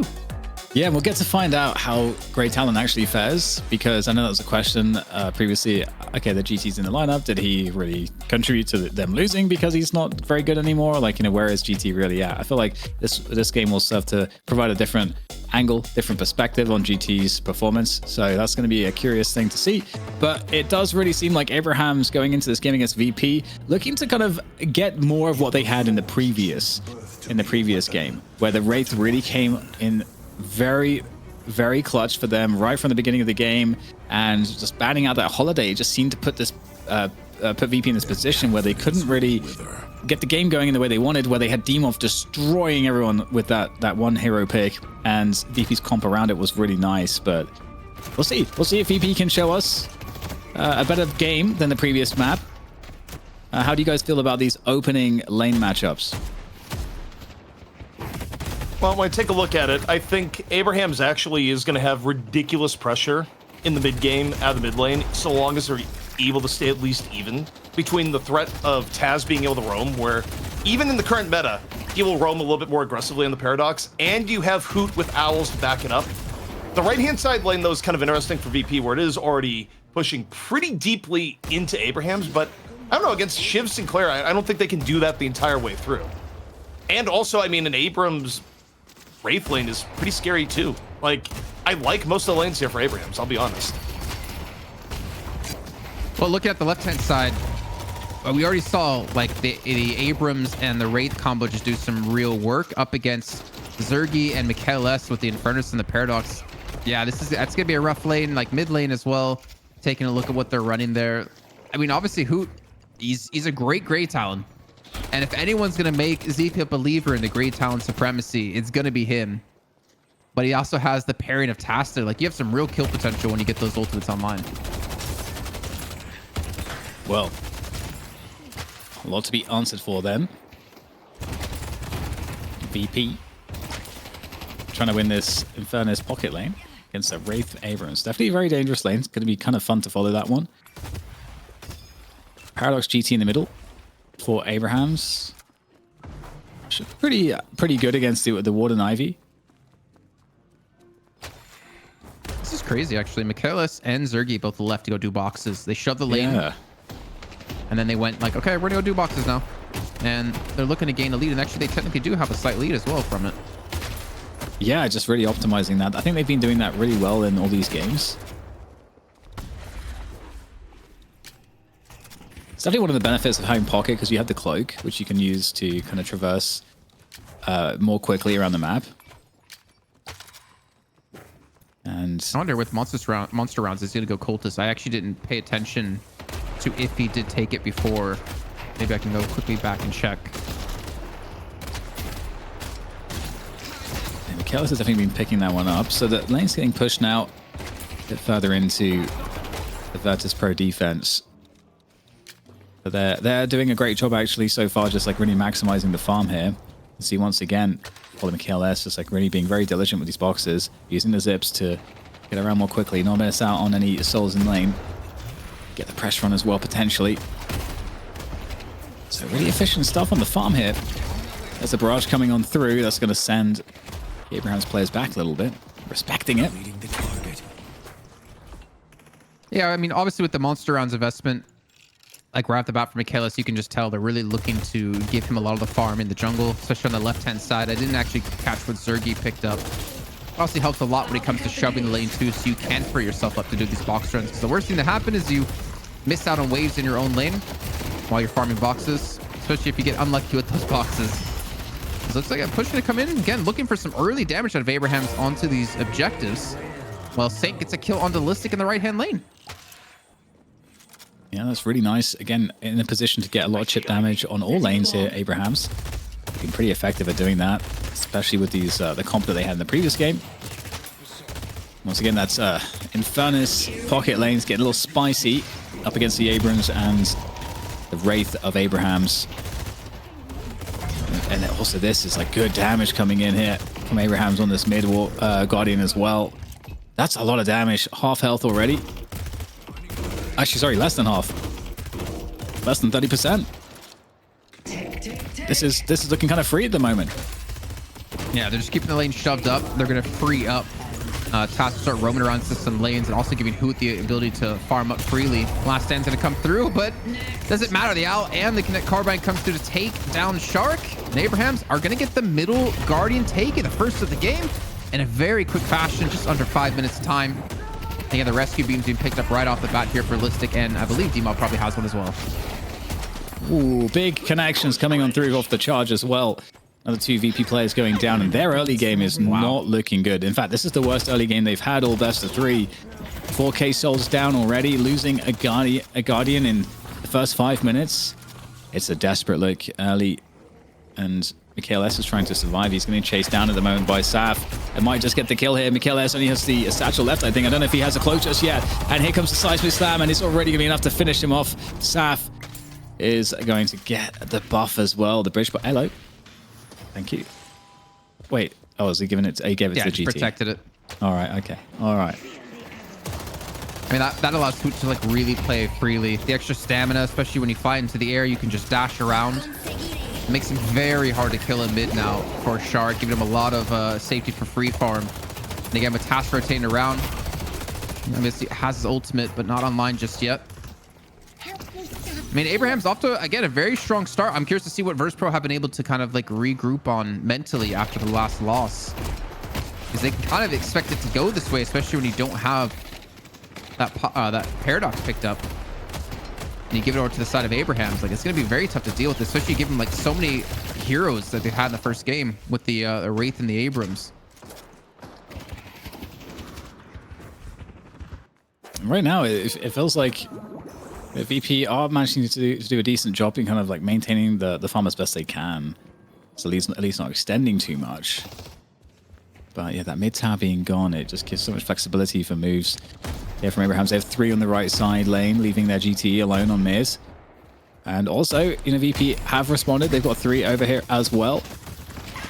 But Abrahams might feel a bit more confident to go for this one, to try to take down that Guardian. It's pretty low. And indeed, they're going to take down Listic, who's trying to play defense in that right side lane. In comes the GT's bird from distance, and this is going to be hugely problematic.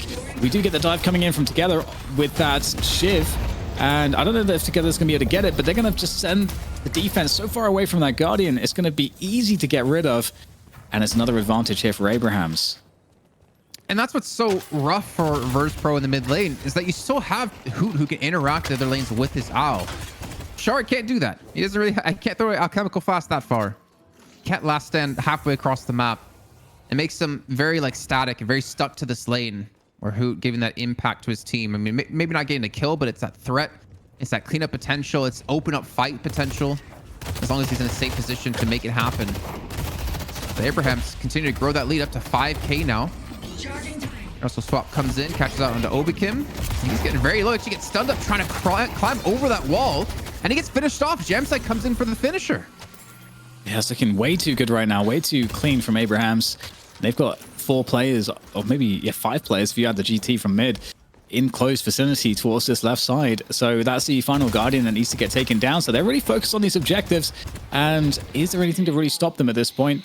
Here comes another bird from the GT onto the other side of the map. That global presence is really sick, and that's going to enable the killing blow. Oh, the health swap just at the key moment. And what's the killing blow was mid-air to deny the insta-kill. And in fact, turn the tables. Together goes down instead. Great stuff there, and that's actually going to be able to give them that great play from Listic, the Guardian here. So they at least trade something back. I'm going to give that great play to Debuff, actually, because he cubes up Listic to buy him time for the stun to wear off, so he could go for the soul exchange when that finish was coming through. Either way, really well played by that duo. Gets them an objective on the board. I still think Abrahams probably should be able to take this left-hand objective, though, and get the final Guardian of the game. But we're about a minute out for the next set of runes, not to mention the urn spawning in, and that's I think where Abrahams can look to take the lead. They were up, what was it, like 5-6K, and it's now been cut down to 2. Yeah, I mean, it's kind of crazy when you think about it. The VP are so good at the farm elements of the game. This was a storyline we used to have a long time ago with Hydronation, where especially Hydration would always, no matter what was happening in the game, have just unbelievable farm. And that was a challenge against them, and it seems like a challenge against VP right now, because it feels like there should be a way bigger gap at this point. But with that said, the objectives are with Abrahams, and that does give them a lot more in terms of the map control. Although, big presence in mid right now, Jason, from VP. I'm trying to get pushed on towards another guard and get their flex set unlocked, though they're still a whiles out from actually picking up any, having any trouble with their item slots. Just leaving Michaelis to farm up quite a bit at 8.7. Shark's been left alone to farm quite heavily at 9.8, leading the lobby currently. And here comes the next rune spawns in. The Electro was picked up actually as soon as it spawned in by Zergy. So recipe is going to be used to get Sap away to safety. And I think both teams probably going to be disengaging from this after that swap. Big damage coming out of Wraith as well. Jamside having a fun time there. And it's a mad dash for a couple players into mid for VP. Might be able to challenge that mid Guardian, but they're going to give up these kills, I think, here towards the urn pickup point. They're not careful. Can VP get to safety there? They don't want to lose players, so they don't have the full team present. And in fact, the urn will be picked up by Taz. He's going to be taking that across the map to the drop-off site. And that right lane is under control for Abrahams right now, so it's going to be on VP to find something to stop this. They do have some players in middle at the moment, but again, it's hard for them to take these fights because they're outnumbered.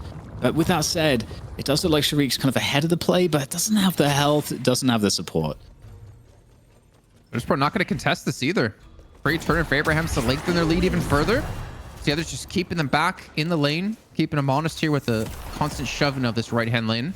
You can see it reflected in the souls. I mean, Together's at 10, Hoot's at 12. And Hoot's been also solo farming up mid as much as he possibly can while keeping the Guardian alive. And Zergy might be getting caught here. Stuck behind a truck. If you think And he's dead. wait until I get going. Yes, those trucks are dangerous. And we've got Abrahams now just dispersed around this mid position, looking for extra pickoffs. Ivy is out there, but it's not gettable, it seems. We'll be able to escape. In the meantime, Abraham's just really trying to hold on to space. And again, the ball is in Abraham's court in terms of being able to get that pressure on at the moment. We can keep on doing that, but we have to, again, we have to really look at the fact that VP, despite losing so much, have kept this so competitive just on the souls, at least that factor. Attacking. And I think that's what VP always does really well. I said in the last game, and I'll say in this one, even though they're behind, it's really up to the other team to take the lead and push it even further. Let's use the rescue beam. Gets demobbed to safety. Even telekinesis can be thrown in on top of Shark, who actually takes a hefty amount of damage, but looks like he's managing to escape away. The owl going to come through. I think he actually might be susceptible to being killed. The last stand's going to come through to counter up to try to heal him up down to 100 HP, but he immediately gets the heal. But that's the stolen last stand. And Saint's been able to create some distance, create his own healing, and he's going to outlast the man himself and gets the kill. That's a good attempt there from Shariq. You know, it's a tough spot, but able to stay up for the majority of the last stand. But still, Abrahams, finds the success, and we've got potential push from Zergy, looking to try to get some damage in here. Not fully healthy at this point, nor realistic. So VP, you got to be cautious in this position. Although looks like the life swap is still available, so a relative safety for the Geist player, Listic. And Abraham's coming off the rope here or rather Abrams from Abrahams coming off the rope here for the defense. In the meantime, you got Taz making his way on the Paradox across the map. Ult's not online though. Stealing the Gambas. And we're definitely seeing a ton of rescue beam, just like we saw Healy Novas last week. I wonder if we're going to have a patch hit, and that's going to be nerfed as well.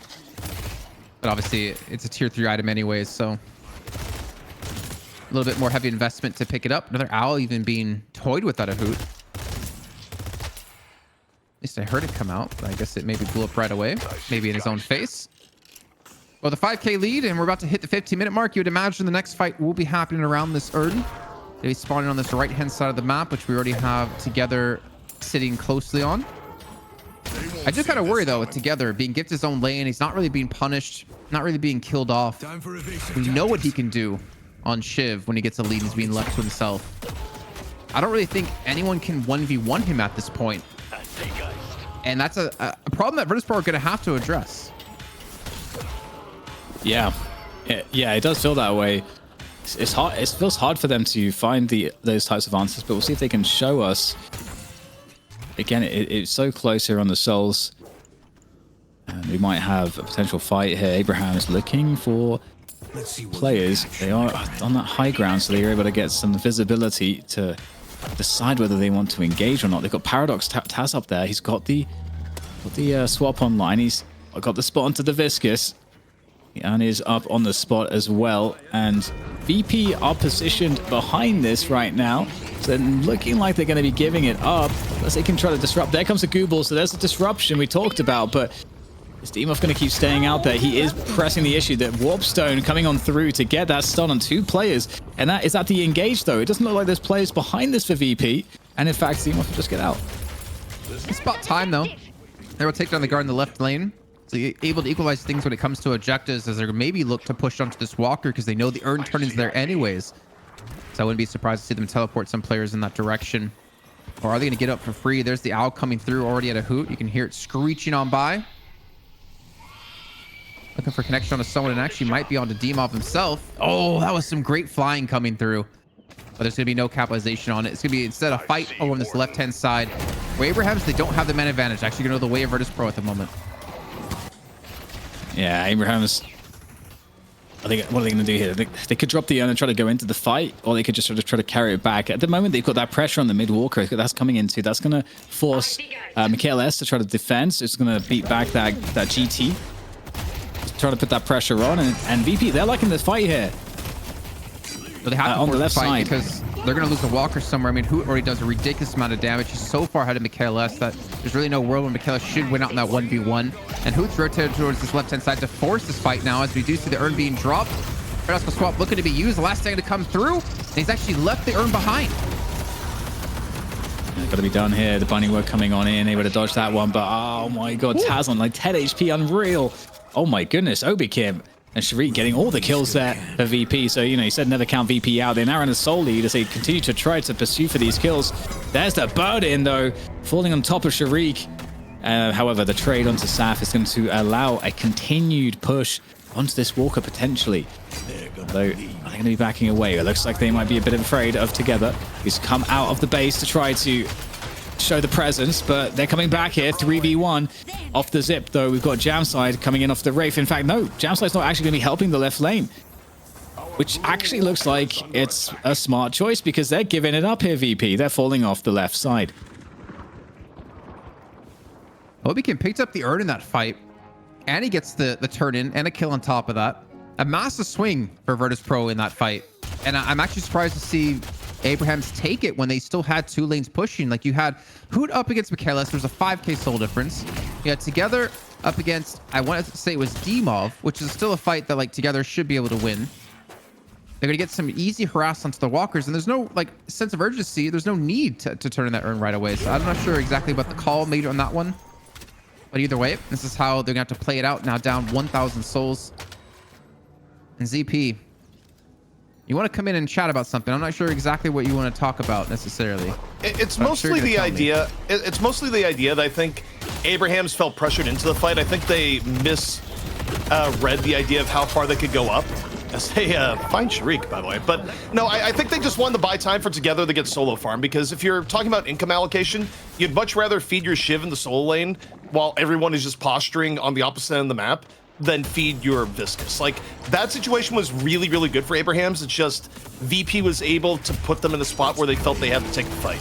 I don't think Abrahams actually wanted to take the fight there. The goal was to get this guy on your screen right now as farmed as possible. Well, the big fight around this mid walker is going to be pretty pivotal right now. Both teams quite even on the souls, and it's Abrahams that are having to fall off of this fight. They're not really having a good time here. VP pursuing the kill and to get Together. He's got 100 HP, trying to stay alive, and he will finally go down.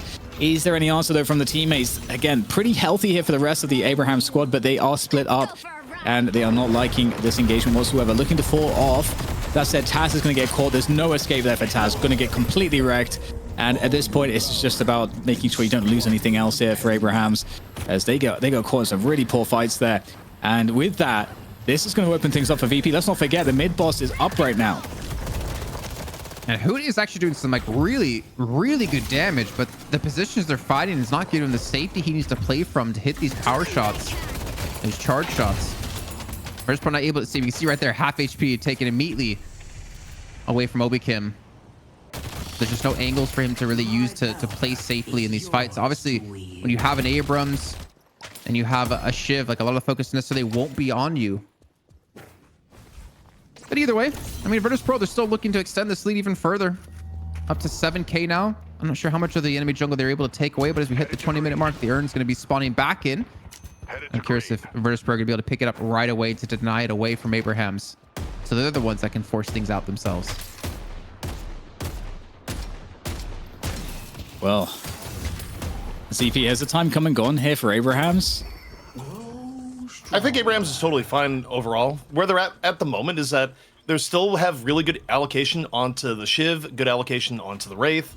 I think they're still fine as this goes late. I mean, the main thing for them is that not giving up massive last stand opportunities for Shriek or the last few fights.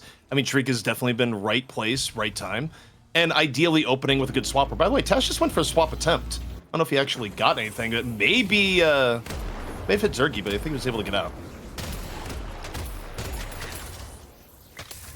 Well, that urn is wanting to be dropped off at the moment, but there's so much pressure. You got to respect it. On the left side here, coming in from Abraham's, big threat onto the Walker as they try to make their way forward onto that, but they're posturing right now because they're not really going for it. There is a mid walker as well that's going to be under attack by the GT, and in the midst of all this, VP deciding to pick up the urn deposit, as well as now Michaelis coming in for the defense against GT on the mid walker.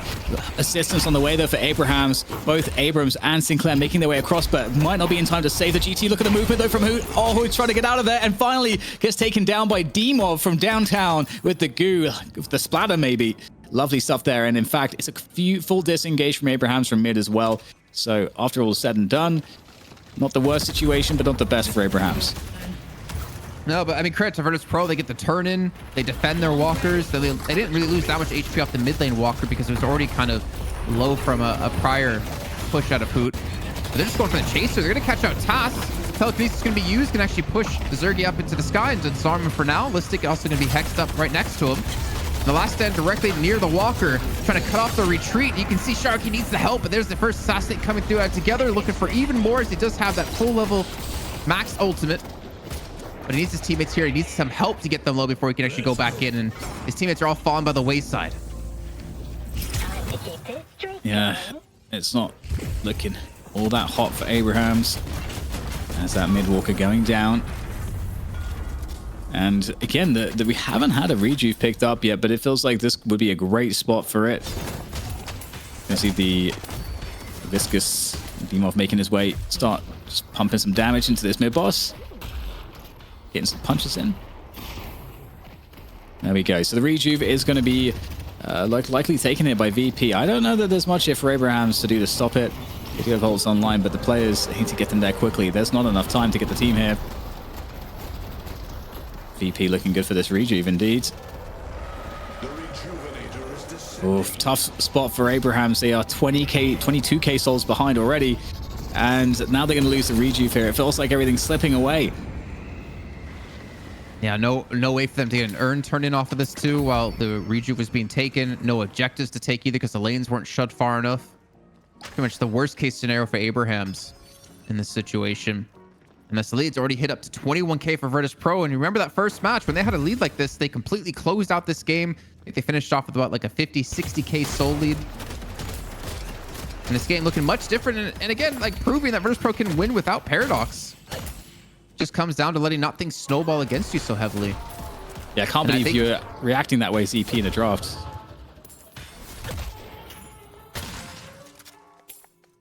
I saw his mic go on, but he didn't say anything. No, I wasn't even sure if my microphone was muted or not. I was like, is that a call-in where we're at the moment or not? But I mean, it's been interesting to see things develop over the last little bit here. I do think Abraham's, like, I just go back to the team fight where instead of bringing Shiv in to the urn, they decide we want Shiv to farm, and I think it would have been fine if they didn't get caught, but they get caught and they end up getting deeper into the hole when I think in reality, they just could have went for the full-on team fight and not gotten as greedy on trying to get the Shiv farm in that moment. Yeah, sorry for cutting you off, Jason. I feel like it wasn't worth it. No, that's fine.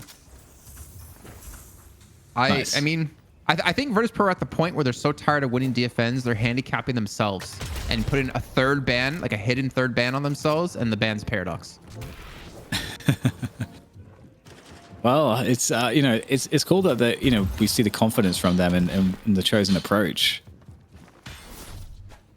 Attacking. Yeah, That said, I think it's nice to see them like test themselves if that's the route they're going, or maybe they are onto some like super secret meta that we don't know about when it comes to the pocket being like a first pick priority, because we've been just absolutely ripping on pocket for like the last 3-4 weeks, I feel like. Yeah, at least as a first pick in since the update. But with that said, you know, there's so much about this update that's really interesting, because although some heroes didn't necessarily get balance changes, because there's so much in the way the items were reworked, we just no one has tested even now. So I'm gonna be really curious to see the continued surprises we'll have. And I really enjoy that we're in this phase of the game, even though it's a little bit chaotic and messy in some respects. You don't have a settled meta. You know, we're gonna miss it, I think, when things are a lot more stable, when the game's like fully released and all of that. I kind of miss 4-lane Deadlock, but just for like the 1v1s, not necessarily for like how it played out. I think the 3-lane setup is definitely nicer. Yeah, I miss like the 1v1 scenarios, you know.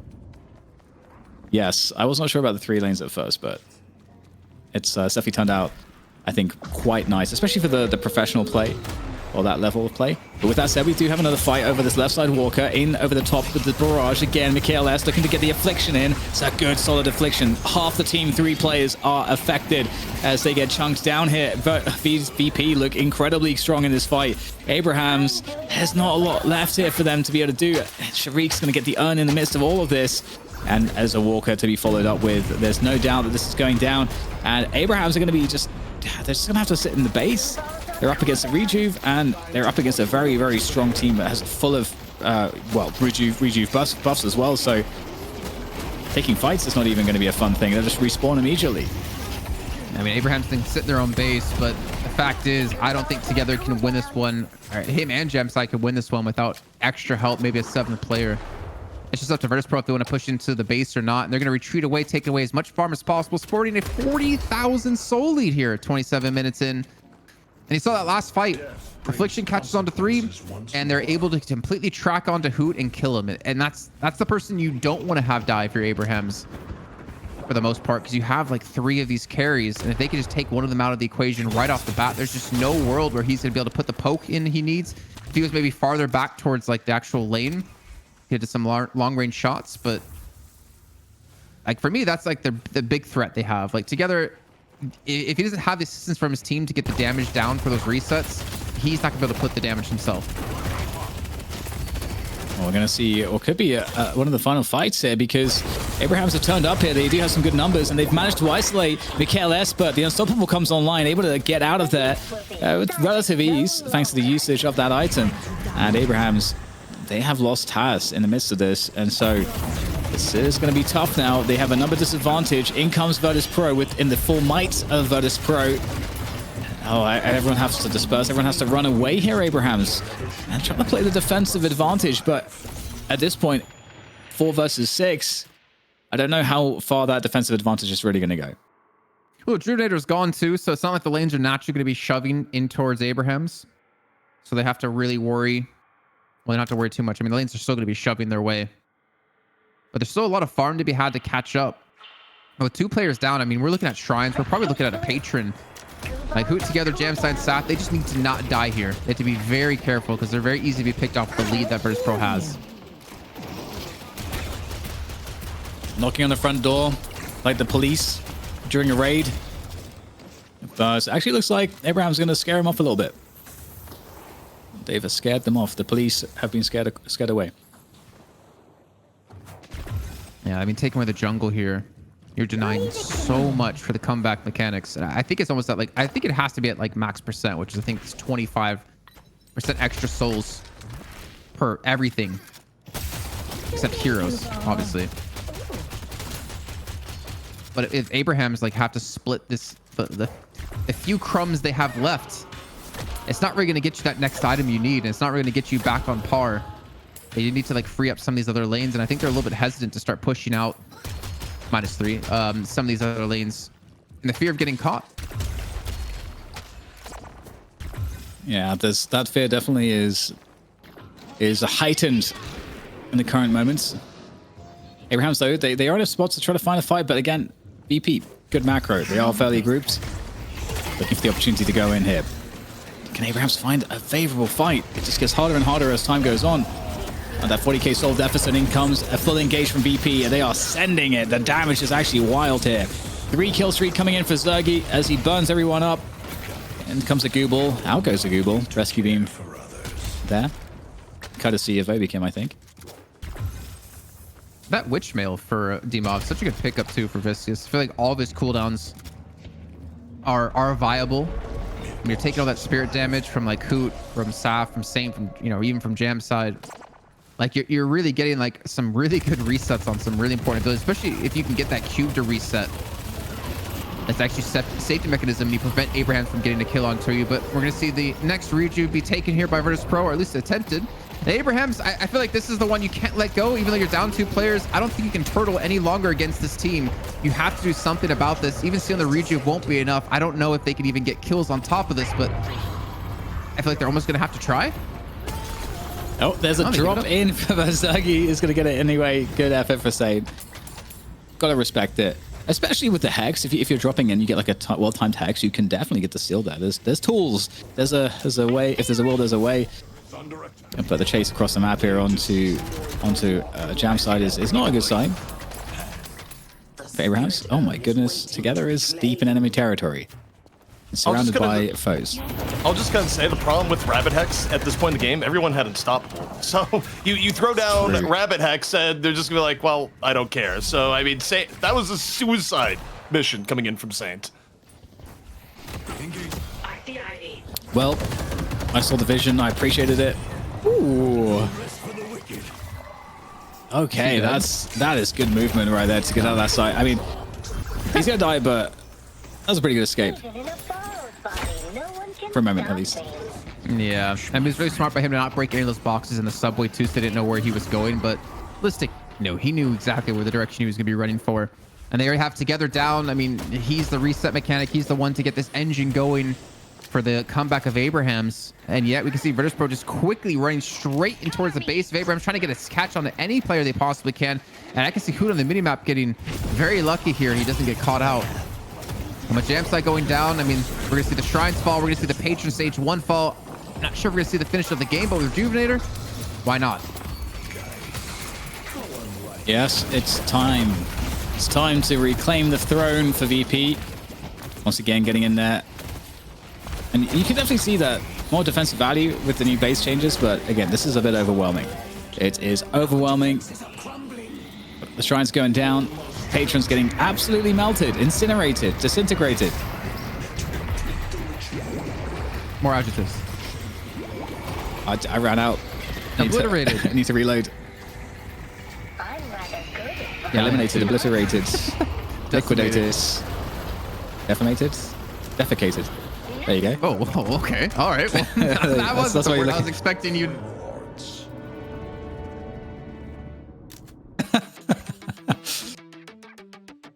There's more too, but we won't go there. We won't spoil VP's glorious win, their glorious return to the throne. The holders of the belts of Deadlock Fight Night, number 27, presented by Intel, none other than the indomitable Virtus.pro. And they really made us doubt them, I feel like, in this series, after map 2, after what we saw with the draft, after repeating the draft, essentially. They made us doubt them, but they proved us that we are stupid and they are the best. ZP, you must be feeling the most stupid, because we even got some emojis out of your reactions. Yeah, no. I mean, going into this, I look at this and you think about how this game started out, where Abrahams looked really, really good at the beginning. But, it's kind of a drum that Jason will beat a lot about the idea of VP just continually finding macro advantages regardless. And I think that aspect of their game is still way more mature than their opponents at times, regardless of what the draft may be. And again, I just think that when this really shifted, when at this point in the game, there was something like a 10K aggregate lead, maybe a little bit more, in favor of Abrahams, and they go for that earn fight where they leave their most farmed character in the Shiv out of the fight entirely, and then get caught against a team that's not necessarily running a lot of good traditional initiation.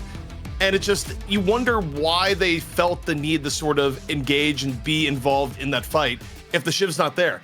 I think it would have been totally fine if they just held back, kept most of VP's attention, because they had to earn control at that point too. And I don't know, it's like one of those fights that Abraham's badly plays, and then they just got stuck in a cycle of taking bad fight after bad fight, and all the early advantage that they had built up just seemingly wilted away within the span of about 5 minutes. And it goes to show that even when you're ahead in Deadlock, if you make bad decisions, they will come back to bite you, and they can bite you incredibly fast. Yes, And, they can indeed. You, Jason? Yeah, I mean, it's Virtus.pro. I will beat that drum. I don't have one near me, but you can just use your own head and think about it. Like Virtus.pro, like they will always look for those little advantages when it comes to macro play.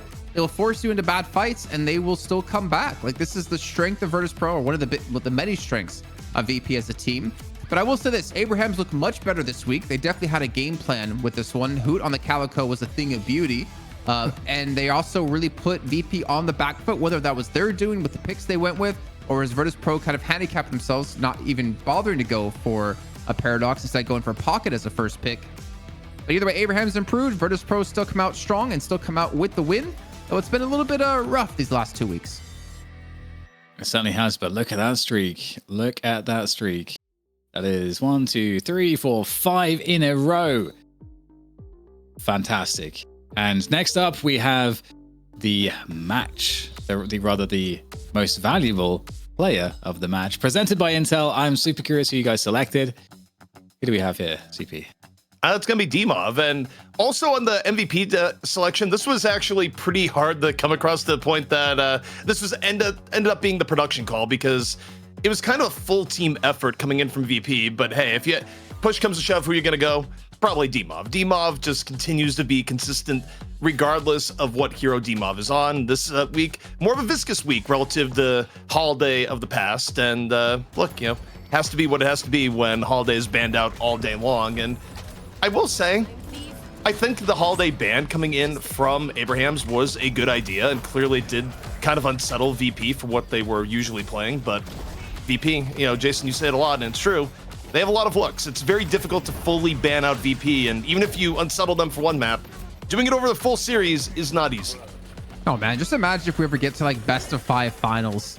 I feel like VP is gonna like really flourish if we have that happen. Not necessarily saying here within DFN, but more so like long term within the esports life of Deadlock. I mean, they're a team like I'm like sure. I have like 30-40 heroes in the game. Are they still going to be as impactful? I feel like that's when you really need a coach to step in and really make you think about how the drafts can go here. Because with the drafts Virtus.pro have been running, I still think we're questioning like why the Pocket first pick. Maybe we'll have an interview, we can ask them, outright, like, why are you guys picking Pocket first?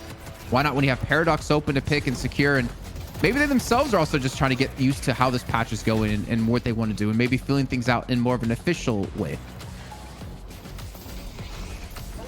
Yeah, it's been really interesting to see the trajectory of VP, because I like actually that they've had some moments of getting humbled, in the sense that, we're not just winning all the time.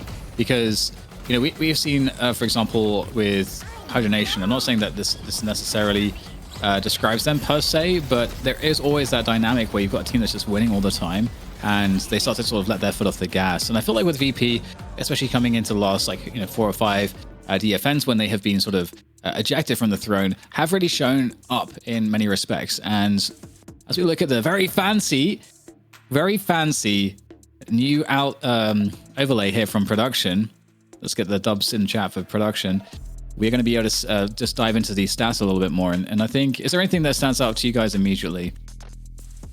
I think one thing that stands out is that even in a loss, I thought Hoot made the Grey Talon look great from the eye test, and the actual damage at the end of the game kind of confirms it. So, Grey Talon has been we've seen Grey Talon get picked in recent times. It's been pretty bad post-patch, and oftentimes the damage has been way lower than expected. So to see GT have this level of performance even in a loss is kind of a nice sign. The fact that GT may not, in fact, be fully dead.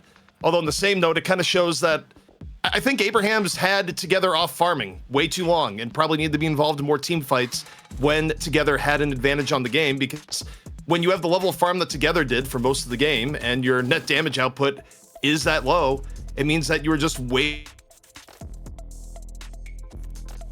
side of actually coming together for team fights when the game was still in question.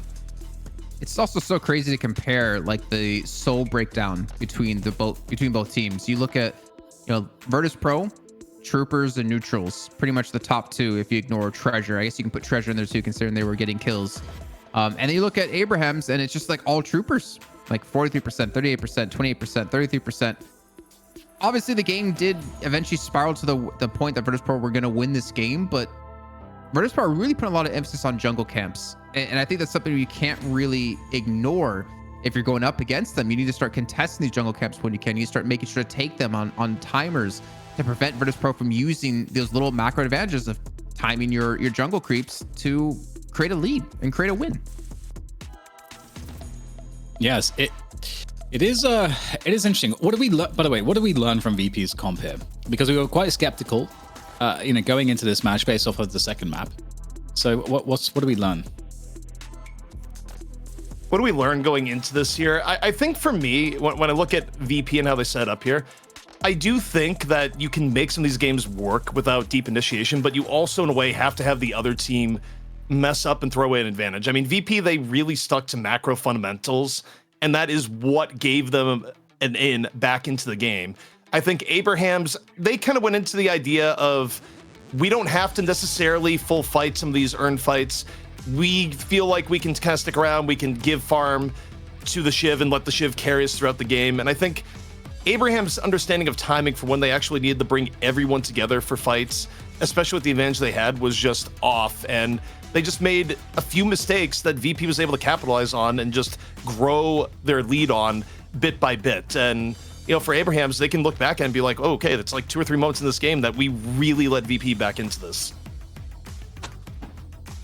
And what about you, Jason? What did you learn? Nothing comp related. I don't think this is like a comp that they thought about, like, oh, we're going to run this comp specifically because we know how good it can be. I think it was just more about helping facilitate their play style. Very mobile. Michaela's picking up Majestic Leap.